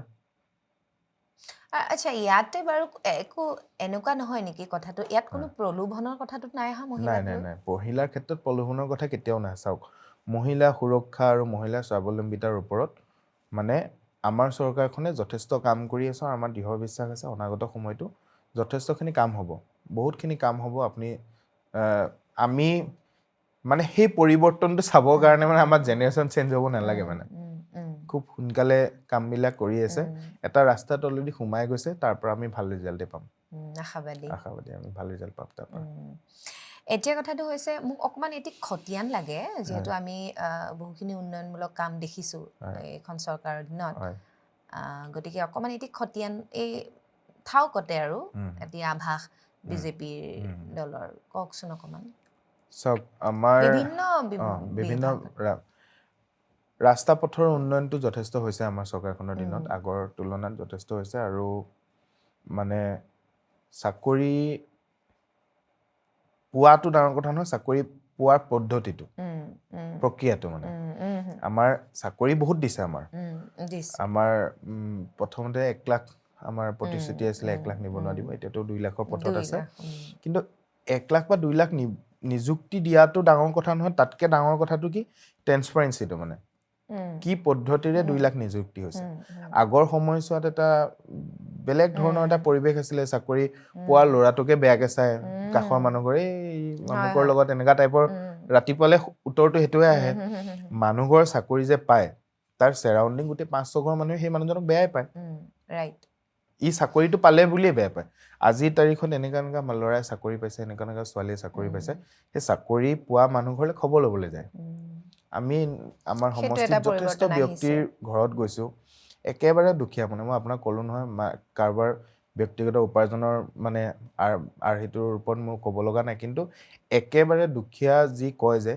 তেনেকুৱা ব্যক্তিৰ ঘৰত মানে যথেষ্ট ডাঙৰ চাকৰি পাইছে,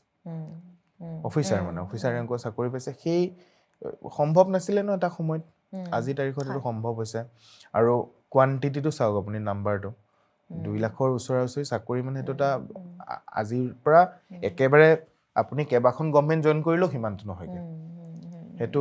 এইখন চৰকাৰৰ দিনত কৰিছে। বাকী আমাৰ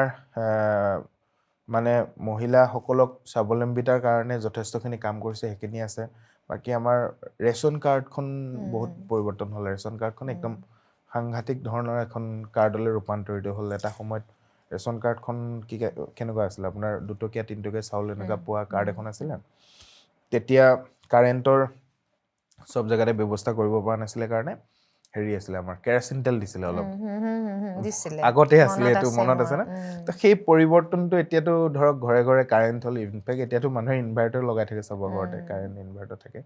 গতিকে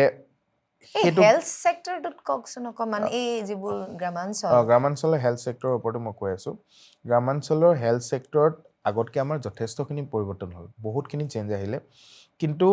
গ্ৰামাঞ্চলত হেল্থ ছেক্টৰটোৰ ৰিচেণ্টলি আপোনাৰ আজিৰ পৰা মই কেইদিনমান আগতে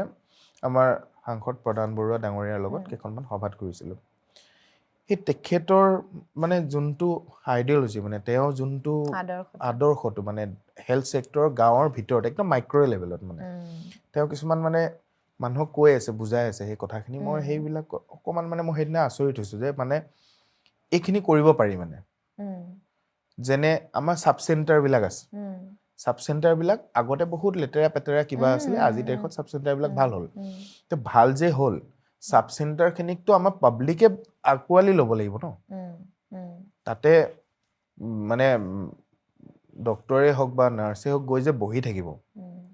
তেওঁলোকৰ বহি থাকি ঘৰ কি কৰিব, মানে মানুহ তেওঁলোকৰ ওচৰত যাব লাগিব। তেতিয়া তেখেতে মানে এটা এৱাৰনেছ দি আছে কি, মানে 50ৰ ঊৰ্ধৰ প্ৰতিজন ব্যক্তিয়ে সাপ্তাহিক চেকআপ কৰিবগৈ লাগে, অতি দৰকাৰী। বেমাৰটো হোৱালে কিয় ৰখি থাকিব লাগে? আমি ৰেগুলাৰ ৰুটিন চেকআপ যোনটো সেইটো কৰিব লাগিব। মানে আমাৰ গাঁৱৰ প্ৰতিজন ব্যক্তি, আজিৰ তাৰিখত চাওক, গাঁৱত মানুহবিলাক বিভিন্ন ধৰণৰ কাম কাজৰ লগত জড়িত হৈ থাকে, সামাজিক কামেই হওক বা নিজৰ ব্যক্তিগত কামেই হওক,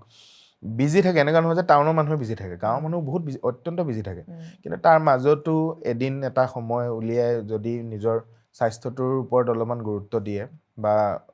হেলদি হৈ থাকিবলৈ যদি সুস্থ হৈ থাকিবলৈ বিচাৰে তো সেই হেল্থ চেণ্টাৰখিনি তেওঁলোকে ইউজ কৰিব লাগিব সেইমতে তেওঁলোকৰ সেই সুবিধাখিনি কিমান আছে নাইতো কেনেকুৱা হৈ নাই আছে এতিয়া আজিৰ তাৰিখত সেই চেকআপখিনিৰ কাৰণে কিন্তু যিখিনি বস্তু লাগে ধৰক আপোনাৰ প্ৰেছাৰ চুগাৰ তাতেতো ধৰক বহুত কিবা মানে আল্ট্ৰাছাউণ্ড হওক কিবা হওক তেনেকুৱা ধৰণৰ সেইবিলাকতো কৰিব নোৱাৰে ন সেইবিলাকৰ কাৰণে কিন্তু যিহেতু আজিকালিতো ওচৰে ডাঙৰ ভাল হস্পিটেল হৈ এতিয়া গৈছে নাওবৈচা সমষ্টিতে যদি বিশেষ এটা ইমাৰ্জেঞ্চি কিবা এটা হয় একদম গুৱাহাটীলৈ বা বগীবিলেদি গৈ এইফালে ডিব্ৰুগড় আমাৰতো সিফাললৈ এতিয়া কি লখিমপুৰত চাওক আপোনাৰ লখিমপুৰ মেডিকেল কলেজখন যথেষ্ট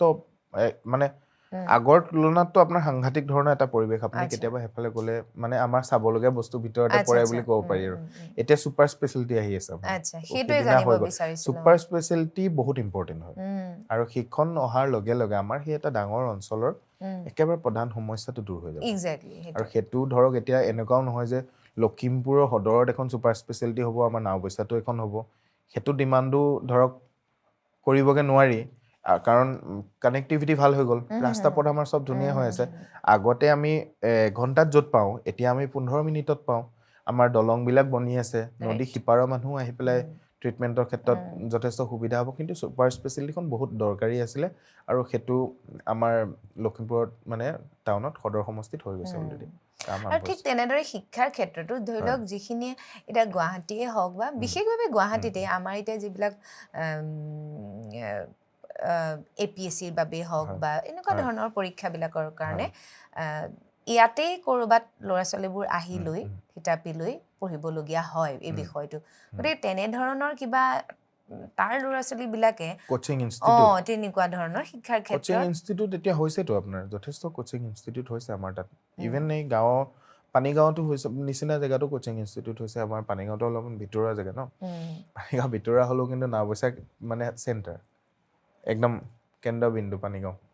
পানীগাঁও এইটো একদম শুনি থকা নাম খুব বেছি যোৱা হোৱা নাই বা আমাৰ ঘৰুৱা এতিয়া মই পানীগাঁৱতে পাৰ্মানেণ্ট হৈছো আৰু পানীগাঁৱত আহিব কেতিয়াবা একদম মাতিলে নিশ্চয় যাম এতিয়া কথাটো হ'ল আমি এটা প্ৰশ্ন জানিব বিচাৰিছোঁ আমাৰ সকলোৰে মনত এটা বোধ চেতনা থাকে জাতীয়তাবাদী এটা চেতনা জাতীয়তাবাদ বুলি ক'লে আচলতে সোধাৰ প্ৰয়োজন নাই তথাপিও মই উত্তৰটো বিচাৰিম জাতীয়তাবাদ আৰু ৰাষ্ট্ৰীয় দল এটাত থাকি জাতীয়তাবাদ কিমান দূৰ সম্ভৱ এই কথাখিনি লাগে যিহেতু বিজেপি এটা ৰাষ্ট্ৰীয় দল ৰাষ্ট্ৰীয়তাবাদ বুলি নহয় ৰাষ্ট্ৰীয় দলটোৰ লগত জড়িত থকা অসমৰ প্ৰতিজন মানুহে জাতীয়তাবাদী সত্তা মনত আছে এটা চিন্তাধাৰা আছে কিন্তু আমি ধৰক সেই জাতীয়তাবাদটো কৰিব পৰা নাই মানে যিটো জাতীয়তাবাদ আমি আজিৰ তাৰিখত জাতীয়তাবাদ বুলি দেখি আছো মানে আমাৰ জাতীয়তাবাদটোতো তেওঁলোকতকৈ চাগে কোনো গুণে কম নহ'ব অসমখনক তেওঁ যিমান ভাল পায় আমি কি কম ভাল পাওঁ নেকি আজি অসমৰ মানে এটা ডাঙৰ সম্পদ হিচাপে আমাৰ জুবিন গাৰ্গ ডাঙৰীয়া ঢুকাই গ'ল আমাৰ মাজৰ পৰা কায়িকভাৱে তেওঁ গৈছে সেই কথাটো অনুভৱটো তেওঁলোকৰ আৰু আমাৰ মাজত কিবা ডিফাৰেঞ্চ আছে নেকি সেইটো ক্ষেত্ৰত তেখেতেতো বাৰু এক কৰি থৈয়ে গ'ল এক কৰি থৈ গৈছে আৰু তেখেত সেই ধৰণেই আছিলে মানে জাতীয়তাবাদ মানে আপোনাৰ উৰ্ধত আছিল বহু ক্ষেত্ৰত ৰাজনীতিৰ লগতো তেওঁৰ সেই ধৰণৰ ৰাজনীতিটো তেওঁ পাৰ কৰি তাৰ বাহিৰত বহি চাই আছে মানে তেনেকুৱা ধৰণৰ এজন ব্যক্তি আছিলে আৰু মই আপুনি যোনটো জাতীয়তাবাদৰ কথা কৈছে মানে আমি ৰাষ্ট্ৰীয়তাবাদৰ ওপৰত প্ৰতিষ্ঠিত এটা দলৰ লগত আছো ৰাষ্ট্ৰখনতনো জাতীয়তাবাদটো ৰাষ্ট্ৰখনৰ মাজৰ বিষয়বস্তু এটা নহয় জানো আমি যেনেকৈ অসমৰ পৰা আছো বিভিন্ন জেগাৰ বিভিন্ন জাতীয়তাবাদী সত্তা আছে বিভিন্ন জাতীয়তাবাদী চিন্তাধাৰা আছে সকলো একগোট হৈ পেলাই ৰাষ্ট্ৰ হৈ আছে ৰাষ্ট্ৰীয়বাদ আৰু জাতীয়তাবাদৰ মাজত ডিফাৰেন্সটো বেলেগকৈ উলিয়াই ল'ব লগা আমাৰ কি আছে হয় নহয় আপুনি নিজে কওক আজি তাৰিখত যে মই ভাৰতীয় জনতা পাৰ্টীৰ এজন কাৰ্যকৰ্তা ভাৰতীয় জনতা পাৰ্টীৰ এজন কাৰ্যকৰ্তা হিচাপে মোৰ ক'ৰবাত হেজিটেশ্যন আছে নি জয় অসম কোৱাতে কিন্তু মই ভাৰতবৰ্ষৰ এজন ব্যক্তি হিচাপে ভাৰত মাতা জয় কৰিবলৈ মোৰ হেজিটেশ্যন নাই অসুবিধাটো ক'তো নাই তো মই কিছুমান এনেকুৱা ব্যক্তি আছে সেইটোত অসুবিধা আছে আমাৰ যেনিবা দুইটাতে অসুবিধা নাই মানে মই শুনি আছো কথাবোৰ মানে হয়। মই একো বেলেগ প্ৰশ্ন কৰা নাই কেনেদৰে বিশ্লেষণটো হয়। দিয়া গৈছে মই মোৰ নিজৰ অনুভৱখিনি কৈছোঁ আপোনাক সেইটোৱে। ধৰক অসমখনক মই আজিৰ তাৰিখত জাতীয়তাবাদ বুলি কৈ থকা কোনো ব্যক্তিতকৈ কম মৰম নকৰোঁ মোৰ নিজৰ জন্মভূমি তেওঁলোকৰ যিমান শ্ৰদ্ধা আছে সাংঘাতিক শ্ৰদ্ধা মোৰো আছে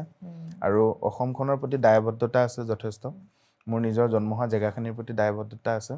আৰু ঠিক তেনেধৰণে মানে মই ভাৰতবৰ্ষক পৃথিৱীৰ যিকোনো ৰাষ্ট্ৰতকৈ ওপৰত যোৱাটো মই বিচাৰোঁ আপোনালোকৰ বাবে ৰাষ্ট্ৰ প্ৰথম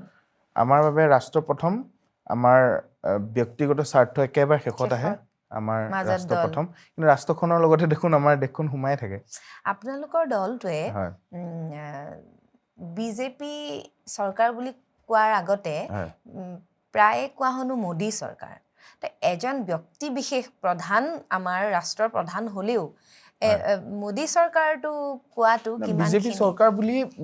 কয় কিন্তু মোদী চৰকাৰটো বহুত আমি প্ৰায় মানে লিখা সেই বস্তুটো এতিয়া চাওক আপোনাৰ সেই বস্তুটো আৰম্ভ কোনে কৰিছে আপুনি সেই চৰ্চটোতো আমি বিচাৰি নাপাম মানে সেই কথাটো যে মোদী চৰকাৰটো শ্লোগান ধৰণক বিভিন্ন ধৰণৰ হেৰিয়াতো থাকে মেলে সভাই মিটিঙে কি চৰকাৰ মোদী চৰকাৰ বা কিবা এইটো অন্য দলে নকয় তাৰপিছত সেইটো শুনাৰ পিছত অন্য দলে আপুনি আমাৰ শ্লোগানত যোনখিনি কয় সেইটো ওপৰত কৈ আছে মোদী চৰকাৰ মানে এটা সেইখন আপুনি বিজেপি দলৰ বিজেপি চৰকাৰ বুলি কোৱাতকৈ এজন বিশেষ ব্যক্তিক কেন্দ্ৰ কৰি মোদী চৰকাৰ হেনেকুৱা ধৰণৰ কোৱা যায় সেই কথাটোত কি ক'ব চাওক আমাৰ প্ৰধান বুলিতো সেই সন্মানখিনি থাকেই প্ৰধান বুলি আমাৰ যোনখিনি সন্মান আছে তাৰ লগতে আমি প্ৰধান হিচাপে তেখেতক ৰাখিয়ে থৈছো মানে মনত আমাৰ সেই কনফিউজনটোও নাই যে মানে মোদীজীৰ লগত আৰু কোনোবা মানে এতিয়াৰ টাইমত ধৰক সেই পেৰেলেল যোনটো এটা চিষ্টেম চলি থাকে ন সেইটো পৰাইতো বেয়াটো আৰম্ভ হয় ন মেইন প্ৰব্লেমটো চ'ৰ্চটো সেইটো ন তো আমাৰ দলটোত আপুনি চাব সেই চ'ৰ্চটো নাপায় কিন্তু আমাৰ একেবাৰে সিদ্ধান্ত একেবাৰে ফাইনেল কৰি পেলাই মোদীজীক আমি সেইটো জেগাত মনৰ পৰা ৰাখিয়ে থৈছো মানে সেইকাৰণে এইটো কোনো এটা মানে আপুনি তাৰ বিৰোধিতা কৰা ভাৰতবৰ্ষত কোনোজন ভাৰতীয় জনতা পাৰ্টিৰ কাৰ্যকৰ্তাই নাপাব যোনে সেই বস্তুটোৰ পৰা বিৰোধিতা হ'ব যদি কোনোবা এজন আৰু এজন প্ৰধানমন্ত্ৰীৰ কথা ভাবি থাকিলেহেঁতেন তেতিয়াতো তেওঁলোকে বিৰোধিতা কৰিলেহেঁতেন যিটো বস্তু অন্যান্য ৰাজনৈতিক দলৰ ক্ষেত্ৰত সেই কথাটো ওলোৱাৰ লগে লগে এটা দুইটা ফলীয়া মানুহ আৰম্ভ হয় আৰু মানে দুটা ফৈদ হয় তাৰপিছত যাৰ যিমান কোৱান্টিটি বাঢ়ি যায় তেওঁৰ ডিমাণ্ডো বাঢ়ি গৈ থাকে কিন্তু আমাৰ ক্ষেত্ৰত সেইটো নহয় মোদীজীক আমি আমাৰ একেবাৰে উদ্ধৰ ৰাখি থৈছে জেগাত ৰাখি থৈছে আচ্ছা অসমখনক যিহেতু অসমৰ এটা অসমত্বটো যিটো এটা সুকীয়াত্বতা আছে বিভিন্ন কথাৰে বহুভাষিক বহু সম্প্ৰদায়েৰে মানে এটা এখন সমন্বয়ৰ দেশ আমাৰ এতিয়া ক'ৰবাত এনেকুৱা লাগে যেন অসমৰ সেই নিজস্বতাটো ক'ৰবাত যেন লুপ্ত হৈছে সেইটো মই ইমান বিশেষজ্ঞ নহয় যে মই গোটেই কথাবোৰ ফহিয়াই আপোনাক এটা কথাটো মই এনেকেই জোৰ দি ক'ব পৰা কিন্তু মই সেইটো অনুভৱ কৰোঁ মোৰ দৰে আৰু বহুতে কৰে কিবা এটা যেন আগ্ৰাসন কিবা এটা যেন গ্ৰাস কৰিছে অসমখনক আমি কেতিয়াও এটো নকওঁ আমি ভাৰতৰ বাহিৰত কিন্তু ভাৰতৰ অংগ হৈ থকাৰ পিছতো অসমৰ এটা নিজস্বতা আছিলে দেই মানে অসমত চাওক অসমৰ সেই গ্ৰাফটো ন অসমৰ নিজৰ মানুহে কৰিছে মোৰ যোনটো অনুভৱ মানে অসমখনক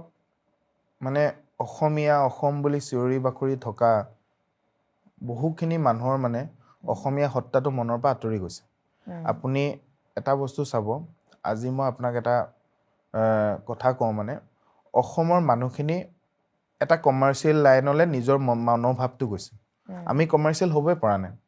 আৰু কমাৰ্চিয়েলি চিন্তা চৰ্চাটো অসমীয়া মানুহৰ একেবাৰে নাছিলে মানে আমি সহজ সৰল অতিথি আপ্যায়ন কৰি ভাল পাওঁ নিজৰ মাজত মিলাপ্ৰীতি থকা আমি বিভিন্ন ধৰণৰ কালচাৰ আছে আপুনি চাব আমাৰ প্ৰতিটো জনগোষ্ঠীৰ যি কালাৰ ড্ৰেছ মই যিহেতু কাপোৰৰ লগত অলপ কাম চাম মোৰ আগতে চাওঁ আজিকালি বাৰু ৱাইফে চাই এতিয়া কথা হ'ল কি আমাৰ ৰংবিলাকে বেলেগ ধৰণৰ আছিলে আপুনি ভাৰতবৰ্ষৰ বিভিন্ন জেগাত চাব আমাৰ অসমত ইমান ভাৰ্চেলিটি আছে মানে সেই বস্তুটো অলপমান বেলেগ ধৰণৰ ভাষা ক্ষেত্ৰত চাওক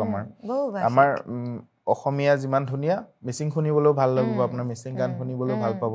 বড়ো নেপালী কছাৰী চবৰ নিজৰ নিজৰ কথিত ভাষা আছে আৰু প্ৰতিটো ভাষা শুৱলা মানে শুনিবলৈ ইমানখিনিৰ পিছতো ইমান একতা একতা সেইটোৱে কৈছো মানে সেই ঐক্যটো মানে এতিয়া কি হৈ গৈছে আমাৰ অকমান সংগঠন বেছি হৈছেগে মানে ইয়াৰ মূলতে কাৰণটো অলপমান সংগঠন বেছি হৈছে মানে সংগঠনটো অসমত কমাই দিলে অসমীয়া সংগঠন এটা কৰি গোটেইকেইটা একলগ হৈ দিলে ঠিক হৈ যাব সেইটো হৈ যাব মানে আপুনি বিচৰাটো মই বিচৰাটো এতিয়া যদি মই SC আপুনি আহোম তেওঁ কছাৰী কোনোবা মটক বা কোনোবা অন্যান্য কোনোবা এতিয়া বাকি যিকেইটা কাষ্ট কমিউনিটি বাছি আছে তেওঁলোকৰো এতিয়া প্ৰিপাৰেচন চলাই আছে সংগঠন বনাবলৈ তো আৰু কেইদিনমানৰ পিছত পৰিৱেশটো আৰু বেয়া হ'ব কমানে বেয়ালে গৈ থাকিব মানে মানে সেগ্ৰিগেট হৈ গ'ল ন বস্তুটো কাষ্ট ৱাইজ সেগ্ৰিগেট হৈ গ'ল মানে এটা আমি অসমীয়া আছিলো অসমীয়াৰ পৰা গৈ আমি মূলতে ডাঙৰ ডাঙৰ কেইটামান কমিউনিটি ওলালো তাৰ পিছত আৰু সৰু সৰুকে আৰু অলপমান ভাগ হৈ গৈ আছে এতিয়া ভাগ হওঁতে হওঁতে আপোনাৰ যদি ঘৰখনৰ আপোনাৰ আজি তাৰিখত আপোনাৰ ফেমিলিটোত ধৰক 5জন মেম্বাৰ কাইলৈ 5খন ঘৰ হ'লে ষ্ট্ৰেংথটো কমি যাব পুৰণা ঘৰখনত থকাৰ ভাত খোৱা মজাটো 5খন ঘৰৰ মানুহে ভাগ কৰি দিলে ক'ত পাব আপুনি সেইটো হ'ল এটা সংগঠনৰ আপুনি যিটো পইণ্ট দিছে সেইটো মই লৈছো আৰু এটা কথা কৈছো যে এই যে অকমান সকলো ফালৰ পৰা কিবা এটা বহিৰাগতৰ এটা যিটো আমাৰ বস্তুবোৰ লৈ যেন গৈছে কাঢ়ি যেন গৈছে আমি যেন দিছো নিজকে আমি বিক্ৰী কৰি দিছো কিবা এটা কথাত ঠিক আপুনি বুজি পাইছে চাগে সেই ক্ষেত্ৰত কি মানে বহিৰাগতক বিক্ৰী কৰি দিয়া টাইপৰটো ধৰক সেইটো আমি কেনেকে বুজাব মানে আমাৰ দৰে আমি ধৰক তেনেকা ধৰণে আমাক বুজাই আছে বা দেখাই আছে বা আমি তেনেকে চাইছো কিন্তু বস্তুটো ধৰক কিবা এটা বস্তু উন্নতিকৰণৰ ক্ষেত্ৰত মানে এতিয়া ধৰক আপোনাক মই কথা এটা কৈছো এই কাপটো ধৰক আপোনাৰ কাপটো এইটো কাপত আমি ব্যৱহাৰ কৰি আছো আমি যদি কালিলে জাপানত বহুত ধুনীয়া কাপ বনায় মই জাপানৰ এটা কাপ পছন্দ হৈ আছে বা সবে ভাল দেখিব মানে জাপানৰ কাপটো আপোনাৰ টেবুলটোত ৰাখি দিলে সেই কাপটো আনিবলৈতো মই জাপানৰ পৰাই আনাব লাগিব সেইটো আনটিল আনলেছ এই কাপটো আমাৰ ইয়াত নবনালেগে মই জাপানৰ পৰা আনিব নালাগিব জানো বা জাপানৰ কোনোবা এজন ব্যক্তিয়ে মোক কাপটো আনি দিব লাগিব সেই ক্ষেত্ৰত মানে সেই যোনটো মানে উন্নতিকৰণৰ ক্ষেত্ৰত যদি কোনোবা ব্যক্তিৰ আমি বা কোনোবা কোম্পানীৰ যদি সহায় লোৱাটো বা তেওঁলোকৰ হতুৱাই কামখিনি কৰাটো সেই বস্তুটো ইয়াৰ পৰা আল্টিমেটলি কাপটো আপোনাৰ টেবুলতেতো আছে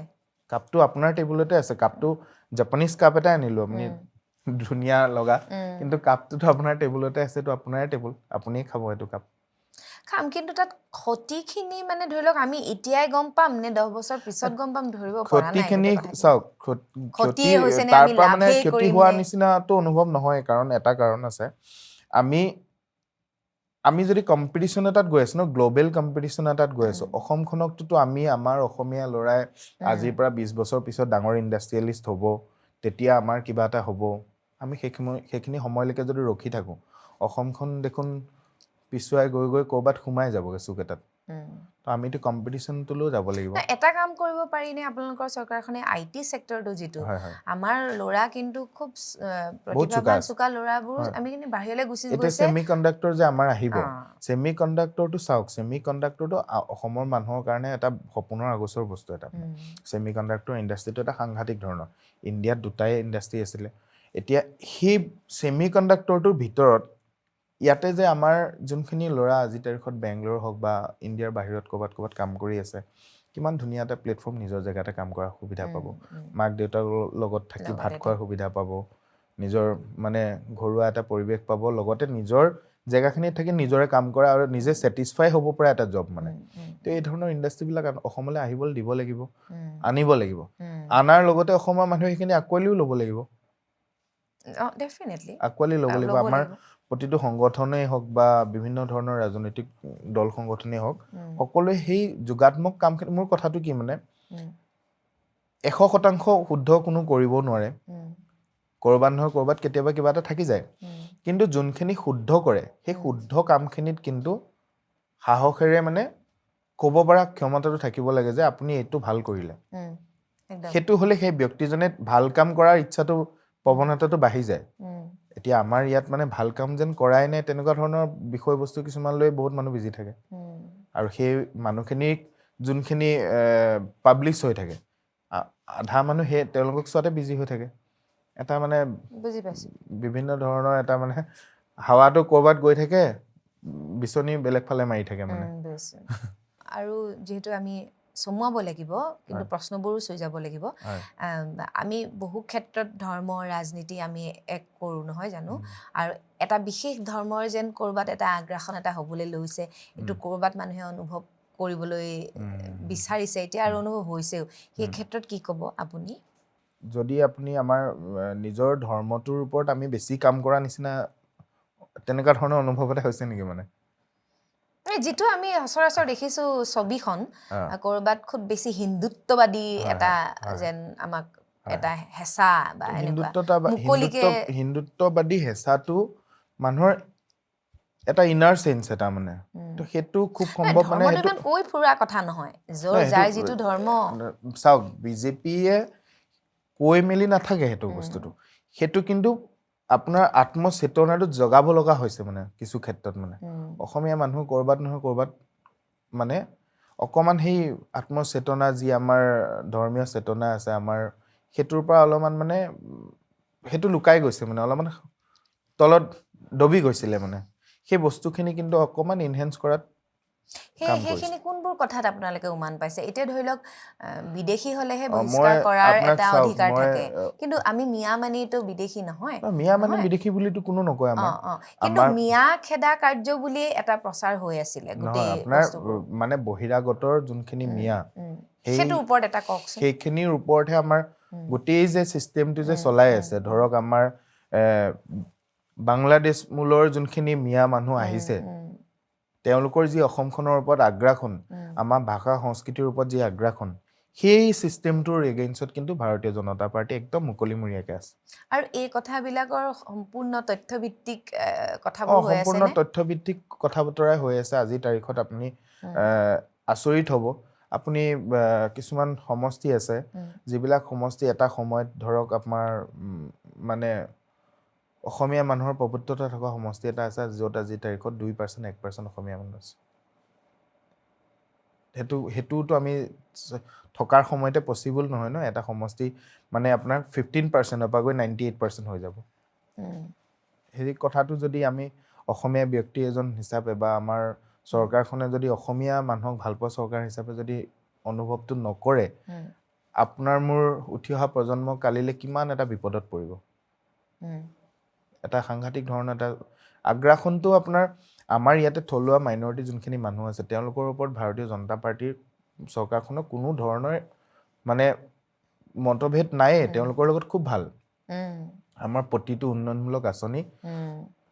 চব সমানে ভাগ হৈছে কিন্তু হ'ল বুলি আমিতো আৰু বাহিৰৰ পৰা বাংলাদেশী মূলৰ মানুহ এজনক আঁকোৱালি ল'ব নোৱাৰিম ন আৰু সেই কথাটোত ভাৰতীয় জনতা পাৰ্টি কমপ্লিটলি বিৰোধিতা কৰি আহিছে আৰু কৰিব মানে আৰু সেই চিষ্টেমটোৰ জৰিয়তে যেতিয়া মানে ধৰক আপোনাৰ এতিয়া মাইনৰিটি বুলি যদি কৈ দিয়ে মাইনৰিটি মানে এটা ছেগমেণ্ট আহি গ'ল ন তো মাইনৰিটিত বাহিৰৰ পৰা অহা মানুহটো সোমাই গ'লেওতো সিওতো মাইনৰিটি হৈ যায় সেই মানুহজনো মাইনৰিটি হৈ যায় সেই তেনেকৈ গোট খাওঁতে যেতিয়া তেওঁলোকৰ পাৰ্চেণ্টেজটো বাঢ়ি গৈ আছে ডে বাই ডে গ্ৰাফটো যেনেকৈ যাব লাগিছিল তাতকৈ এবনৰ্মেলি বাঢ়িছে মানে বস্তুটো সেইটোত এটা নৰ্মেল গ্ৰথ নহয় মানে তেওঁলোকৰতো নৰ্মেল গ্ৰথ নহয় মানে এবনৰ্মেল গ্ৰথ মানে সেইখিনিৰ ওপৰত আমাৰ ডিপাৰ্টমেণ্টবিলাকে চকু দিছে এনালাইচিছ কৰিছে এইটো হ'বই নোৱাৰে মানে নৰ্মেল গ্ৰথ মানে সেই এবনৰ্মেল গ্ৰথটোৰ ওপৰত সদায় কাম কৰিব বুজিছোঁ আৰু দৰকাৰীও হয় অত্যন্ত একদম এতিয়া এই চৰকাৰখনে শান্তিৰ অসম এখন সজাবলৈ মানে কোনখিনি কিমান দূৰ সফল হৈছে বুলি ভাবে মই 2007-8 মই গুৱাহাটীত পঢ়ি আছিলোঁ তেতিয়া 7-8-9 সেই সময়খিনিত আমি মানে মোৰ এতিয়াও মনত আছে গণেশগুৰিৰ বজাৰ এখন আছে যে এনেকৈ সোমাই যায় যে এইফালে কছাৰী বস্তি ফালে যোৱা ৰাস্তাটোৰ ওচৰত সেইখিনিতে এটা ডাষ্টবিন আছিলে আপোনাৰ চাগে সেই সময়লৈ মনত পৰিলে গম পাব এনেকৈ যাব লাগে যে নাক বন্ধ কৰি যাব লাগে খুব দুৰ্গন্ধময় এটা পৰিৱেশ সাংঘাতিক এটা বেয়া পৰিৱেশ আছিলে সেই ডাষ্টবিনটোত আমি পঢ়ি থকা সময়খিনিতে চাগে ছবাৰমান বম ব্লাষ্ট হৈছে নেকি মানে হেণ্ড গ্ৰেনেড এটা এনেই ধেমালি কৰি মাৰি যায় যে তেনেকুৱা এটা পৰিৱেশ আছিলে তাৰপিছত আমাৰ যোনটো মেইন ডাঙৰ ইনচিডেণ্ট যোনটো হ'ল সেইটো তেতিয়া আমি পঢ়ি থকা সময়তে হৈছে 30 অক্টোবৰ 30 অক্টোবৰৰ দিনা সেইদিনা আমি দেখিছোঁ সেই পৰিৱেশ হয় নেকি সেই পৰিৱেশ আমি চকুৰে দেখিছোঁ আমাৰ একেবাৰে ঘৰ মই নয়নপুৰতে আছিল ন নয়নপুৰৰ পৰা ধৰক সেই ব্ৰিজখননো কিমান আৰু আমাৰ ফ্লেটটোৰ পৰা দেখি থাকে একেবাৰে ওচৰতে মানে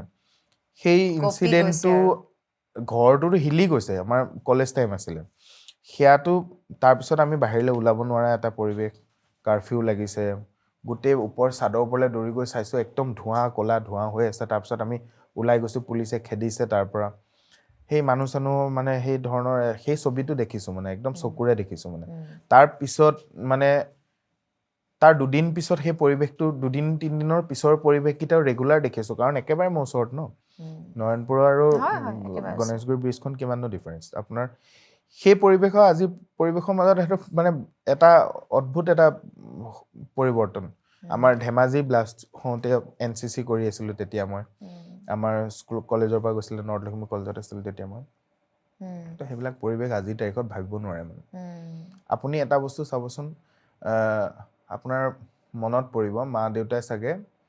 26 জানুৱাৰী 15 আগষ্ট বাহিৰলৈ নোলাবিও বুলি কোৱা মনত আছে চাগে তেনেকুৱা এটা দিন আছিল যে এই দুটা বন্ধ দিন বাহিৰলৈ ওলাব নাপায় আজিৰ তাৰিখত চেলিব্ৰেট কৰে মানুহে নকৰে জানো তে বাইক ৰেলী কৰে কোনোবাই চাইক্লিং কৰে কোনোবাই মাৰাথন কৰে বা ক'ৰবাত পাৰ্টি এটাকে এৰেঞ্জ কৰি কোনোবাই খাই আছে ধুনীয়াকৈ শান্ত মনেৰে একদম নিজৰ মতে মানে সেই স্বাধীনতাটো মানে উপভোগ কৰে এটা সময় আছিলে আমি স্বাধীনতাটো বন্ধ বাৰ ঘৰৰ ভিতৰত থাকিবলৈ বাহিৰলৈ ওলাব নোৱাৰে ভাৰতীয় জনতা পাৰ্টিৰ চৰকাৰখনে এই পৰিৱৰ্তনখিনি কিন্তু আমাক একদম জীয়াই থকা সময়তে অনুভৱ কৰাই দিছে আমি ধৰক কিতাপত পঢ়ি পৰিৱৰ্তনটো শুনিব লগা হোৱা নাই বা বুজিব লগা হোৱা নাই সেইখিনি আমি অনুভৱ কৰিছোঁ আজিৰ তাৰিখত মই আচলতে যিগৰাকীয়ে ৰাজনীতিৰ লগত জড়িত অতিথি আহে তেখেতক মই এই বোকাচুতীয়া ৰাজনীতিৰ কথাবোৰে অনুষ্ঠানটো কৰাতকৈ মই ভাবোঁ তেওঁলোকৰ কোনখিনি কাম কৰিছে সেই দলটো মানে সেই কথাখিনি ফ'কাছ হোৱাটোৱে বিচাৰোঁ বিৰোধীয়ে বিৰোধী এই কথাবোৰ ক'বই কিন্তু মই ভাবোঁ নিজৰ কথাটো নিজৰ স্থিতিটো দেখুৱাটো খুব জৰুৰী তো একেবাৰে শেষৰ ফালে এতিয়াৰ আটাইতকৈ বেছি আপোনাৰ দৃষ্টিত সমস্যাটো অসমৰ কোনটো যেন লাগে আৰু কোনকেইটা কথাত আপুনি দলৰ হৈও ভাবে যে এখন চৰকাৰে কৰাটো মনোনিৱেশ কৰাটো উচিত কোনকেইটা সমস্যা হৈ আছে বাৰু আমাৰ বৰ্তমান সময়ত আপোনাৰ ধৰক যোনটো গ্ৰাম্য অৰ্থনীতি মানে আমি একদম প্ৰশ্ন এটা আছিলেই মোৰ খুব আমি বিচাৰি আছোঁ মই মোৰ মনেৰে মানে মই ৰাস্তাটো দিব ডিপাৰ্টমেণ্টৰ ফালৰ পৰা ৰাস্তা এটা যেতিয়া চেংচন হ'ব ধৰক আপোনাৰ 100 কিলোমিটাৰকে PMGCৰ ৰাস্তা পেকেজ বনি গ'ল দি দিলে সেইটো কাম হৈ যাব সেই ৰাস্তাটোৰে টিচাৰ এজনে গাড়ী এখন কিনিব বিভিন্ন চাকৰি কৰা মানুহ এজনে গাড়ী এখন কিনিব তেওঁ অহা যোৱা কৰিব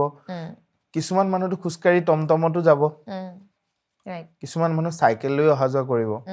যে এই যোনটো আমাৰ গ্ৰাম্য অৰ্থনীতিটো একেবাৰে সেই চাইকেল লৈ ঘূৰা ব্যক্তিজনৰ যোনটো মানে চিন্তাধাৰাটোৰ পৰিৱৰ্তন গাড়ীখনলৈকে কৰাব পৰাটোৱে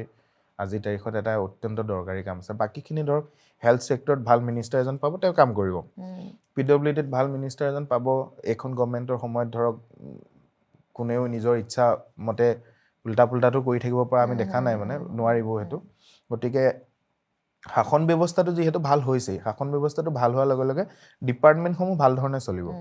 ডিপাৰ্টমেণ্টসমূহ ভাল ধৰণে চলিলেও আমি গ্ৰাম্য অৰ্থনীতি বা আমাৰ শিক্ষাৰ ক্ষেত্ৰত মানে কি ধৰণৰ শিক্ষাৰে শিক্ষিত হ'লে অনাগত সময়ত ভৱিষ্যতে মানে যে বিপদৰ সন্মুখীন নহয় সেই ধৰণৰ চিন্তাধাৰাবিলাক মানুহৰ মাজত জগাব লাগিব আৰু স্বাস্থ্য একেবাৰে খোৱা বোৱা বেয়া হৈ গৈছে মানুহ হেল্ডি মানুহ অভাৱ হৈ গৈছে সেইটো চহৰত যি ধৰণে আজিৰ তাৰিখত মানুহে বেছিকে ইনফেক্ট চহৰত অলপমান জিম চিম কৰে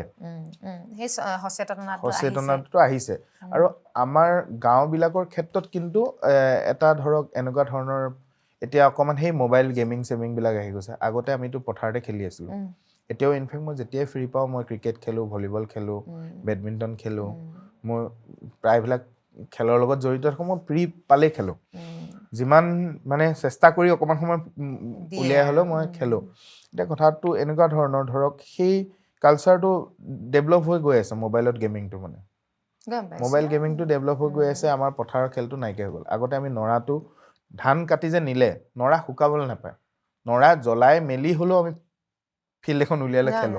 এতিয়া লৰাইটো চেচু চিনি এতিয়াতো নাপায় নহয় চেচু চিনি নাপায় আপোনাৰ সেই পথাৰৰ ৰাস্তাইদি যোৱাৰ যোনটো মজাটো আলিটোপা পৰি পৰি যায় যে মানুহটো যাওঁতে গৈ থাকোতে মাজে মাজে সেই পৰিৱেশ আজি তাৰিখত নাযায় একদম আপোনাৰ হেল্ডি নাপাব আপুনি চাওকচোন গাঁৱৰ ল'ৰাবিলাক বা টাউনৰ ল'ৰাবিলাক উঠি অহা প্ৰজন্ম মানে খুব হেল্ডিনেছটো কমি গ'ল মানে খোৱা বোৱাবিলাকো বহুত আজিকালিতো আৰু জানেই চব সাৰ দিয়া বস্তুৱে খাবলৈ পায় গতিকে নিজে যদি অলপমান মানে সজাগ হৈ নাথাকে অনাগত সময়ত কিন্তু বহুত বেমাৰ আজাৰৰ সন্মুখীন হ'ব আৰু সেই বস্তুবিলাকৰ ওপৰত আমি কাম কৰিব লাগিব পথাৰবোৰ যে উদং হৈ আছে পথাৰবোৰৰ লগতো এতিয়া আমাৰ কানেকচনটো নোহোৱা হৈছে একদম নাই টাচে নাই তো গতিকে কৃষি ব্যৱস্থাটোৰ ওপৰত তেনেকুৱা ধৰণে বহুত কৰিব লগা আছে আপুনি এটা মই সৰু এটা মই কথা মানে সিদিনা ভাবি আছো যে দেউতা মোৰ চাকৰি কৰিছিলে দেউতাই যেতিয়া দৰমহা পায় ধৰক সেইটো সময়ত যিমানখিনি দৰমহা পায়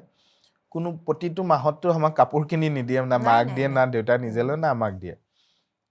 তো সেভিংটো নাথাকে সব পইচা ক'ত খৰচ হৈ যায় না দেউতা মানে অৰ্ডিনাৰীকে পইচা খৰচ কৰা অভ্যাস আছিলে কিবা বেয়া অভ্যাস তেনেকাও একো নাই না আমাৰ ইমান কাপোৰ কানি প্ৰতি মাহে মাহে দিয়াৰ একো নাই তেনেকুৱা কিন্তু পইচাটো যায় ক'ত মানে চাব আপুনি পইচাটো খাওঁতে গুচি যায় তো খাওঁ কিনো আমিতো সেই পথাৰত হৈ থকা বস্তুকেইটাই খাই থাকোঁ আল্টিমেটলি আমাৰ ঘৰখনৰ ইনকামৰ আপুনি চাব প্ৰতিখন ঘৰে মেজৰ এমাউণ্টটো খোৱা নামতে গুচি যায় কিন্তু সেই ছেক্টৰটোত আমাৰ মানে একদম উৎপাদনশীল চিন্তাধাৰাই নানামে আৰু একদম সহজে লাগিব আপোনাক ধানো যদি কৰিব মানে পাৰিলে ঘৰৰ পৰা চুইচ টিপিলে ধানটো গজি গ'লে ভাল হয় মানে এই কৰ্মী যোনটো মনোভাৱটো মানে কাম কৰিবলৈ হ'লে আপোনাৰ ডেডিকেশ্যন লাগিব আপোনাৰ ত্যাগ লাগিব আপুনি যদি কষ্ট নকৰাকে খেতিয়ক হ'ব পাৰিব জানো এইটো ক্ষেত্ৰত সেই যে কিবা এই হিতাধিকাৰীৰ আঁচনিসমূহে এইটোতো হেৰি পেলাই সেইখিনিটো তেওঁলোকক সহায়হে কৰিছে আগতে ধান খেতি কৰিবলৈ মানুহ এজনে আমাৰ যাৰ ঘৰত মাটি বেছি থাকে আপোনালোকে চাব আধি সিস্টেমত ধান কৰিবলৈ যায় 40-60 বা 70-30 বা 50-50 এনেকা এতিয়া তেওঁ নিজে পইচা কেইটামান পাইছে যে কিবা এটা নিজে কৰিব পৰা সেইটোৱে তেওঁ কুঙা কৰিছে নে সহায় কৰিছে গভৰ্ণমেণ্টখনে তেওঁ হেল্প কৰি আছে যদি সেইটো তেওঁ মানে তেওঁ যদি কুঙা হৈ যোৱাটো ভাবিছে সেইটোৰ কিন্তু কাৰণটো গভৰ্ণমেণ্টখনে দিয়া সহায়টো নহয় তেওঁলোকৰ আজিৰ তাৰিখত সেই যোনটো অকামন্যতা মনোভাৱ এটা যে মানুহৰ গঢ় লৈ উঠিছে সেই মেণ্টেলিটিটো চেঞ্জ কৰিব লাগিব গতিকে আপোনালোকৰ কৰণীয় বহুত আছে আছে এইখিনি এৱাৰনেছ বহুত কৰিব লগা আছে হয় আজি তাৰিখত নিজৰ সমষ্টিটোত এই কথাখিনিৰে মোৰ মতে আজি আপোনাক মই এটা নকবলগীয়া কথা কৈছো আপুনি আচৰিত হ'ব মোৰ এটা মানে যেতিয়াৰ পৰা সমষ্টিত কাম কৰি আছো সদায় মানুহ আহে বিভিন্ন ধৰণৰ আমি কথা বতৰা পাতো ঘৰলৈ ৰেগুলাৰ মানুহ আহে এই এটা ইমান দীঘলীয়া সময়ত হাজাৰত মানুহ লগ কৰিলো এজন এনেকুৱা মানুহ অহা নাই আজিলৈকে যোন বা এনেকুৱা এটা গ্ৰুপ এনেকুৱা এটা আজিলৈকে নাওবৈচা বিধানসভা সমষ্টিৰ ইমূৰৰ পৰা সিমূৰৰ সমষ্টিৰ মানুহে মোক লগ কৰিব আহিছে বিভিন্ন অনুষ্ঠান ধৰক কিবা এটালে মাতিবলৈ হওক বা কিবা এটা কথা পাতিবলৈ বিভিন্ন কাৰণত আহিছে এই সময়খিনিলৈকে কোনোবা এটা গ্ৰুপ অহা নাই আজিলৈকে বা কোনোবা এজন মানুহ অহা নাই যে দাদা বা ভাইটি আমি 10টা ল'ৰা আছো আমাৰ হাতত 20,000 টকা আছে বা 10,000 টকা আছে 1,000কে আমাৰ হাতত 10,000 টকা আছে আমি কিবা এটা কৰিব বিচাৰো যি 100 টকা হলো আমাৰ মাহটোত ইনকাম হওক বা 1,000 টকা এটা ইনকাম হওক আমি কি কৰিলে হ'ব এটো না খুধা মানুহ আহিছে না সেইটো কৰিবৰ কাৰণে মোৰ পৰা সহায় বিচৰা মানুহ আহিছে এতিয়ালৈকে এটাও নাই মানে সেই মেণ্টেলিটিটো মানুহৰ সলনি হ'ব লাগিব নহয় এই সলনিটো যদি নাই হোৱা আপোনাৰ সমষ্টিত তে আপোনাৰ প্ৰথম সভাত কথাটোৱে এইটো প্ৰশ্নই কৰিব লাগিব বুলি মই ভাবো কিয় মই এই সেইখিনিৰ ওপৰতে মই কৰিম কাম মোৰ কৰণীয় কামখিনি সেইখিনি হিচাপতে লৈছো অনুভৱটো এনেকুৱা হৈ গ'ল যে এই মানুহখিনি চিন্তাত সেইটো নাইয়ে যে মই কিবা এটা ইনকাম কৰিম এনেকে নহ'ব নহয় আপুনি চাওক মানে আমি আমাৰ গ'লটো যিমান ডাঙৰ ৰাখিম আমি সিমানে সৰু গ'লকেইটা এচিভ কৰিব পাৰিম তো আমি যদি কিবা এটা ডাঙৰ কিবা এটা যদি মনত ভাবি নাৰাখো পুহি নাৰাখো বা সেইটোৰ পিছত যদি আমি কাম নকৰো তো আমি দেখোন কৰবাত থাকি যাম এই কম্পিটিশনৰ দিনত নাটটোকে পৃথিৱী দৰে ভবা অ এখিনি সেইটো মানুহ নহব আছে নহয় নহব নাটটোৰ পৰা ওলাই আহি ইমান যে বিশাল এখন সাগৰ পৃথিৱী আছে নহয় এইটোৱে কথা এইটোৱে যে নহওক আমাৰ বহু কথা আলোচনা হ'ল বুলি ভাবো আৰু হয়তো কিছুমান কথা থাকি গৈছে কিন্তু আশা কৰিছো সেইখিনি এটা বিশেষ আশা লৈ যিহেতু আপুনি আহিছে সেইটো যদি পূৰণ হয় আমি আকৌ নিশ্চিতভাৱে লগ হ'ম অন কেমেৰা বহু কথা থাকিলে অকমান লিখিও যাওক হাতৰ আখৰেৰে তাৰ আগতে মই প্ৰশ্ন এটা কৰি আপোনালৈ এখন আগবঢ়াইছো এই কামবোৰ কৰি গৈ থাকোতে নিজকে এইখিনি সময়লৈকে সফল বুলি ভাবেনে সফলতাৰ এটা সংজ্ঞা লাগে সফলতাৰ সংজ্ঞাটো আপোনাৰ ধৰক মানে সদায় সেইটো বাঢ়িহে গৈ থাকে মানুহৰ মোৰ অনুভৱ মানে ধৰক কিবা এটা ভাবি ললো সেইটো গৈ পালো তাৰ লগত সেইটো যোৱাৰ যাত্ৰাটো যেতিয়া চলি থাকে সেই যাত্ৰাটো সময়ত নতুন আৰু এটা যুগ হয় তাতে প্লাছ হৈ যায় সেইটোৰ ওপৰত কাম কৰা যায় সেইটোৰ ওপৰত কাম কৰোতে সেই তাৰ মাজতে আৰু দুটা এটা এড হৈ যায় গতিকে মানে যোনটো সময়ত যিটো কৰিবলৈ পাইছো সেইটো প্ৰপাৰলি কৰিব পৰাটো মেইন মানে সেই যেতিয়া যি কৰিম চিৰিয়াছলি কৰিম সেইটো মনোভাৱ আছে মানে আৰু নতুন নতুন সময় নতুন যাত্ৰা নতুন বস্তু তাত যোগ হ'ব সেইখিনিৰ ওপৰত কাম কৰি যাম সদায় ঠিক আছে এতিয়া অকমান লিখি দিয়ক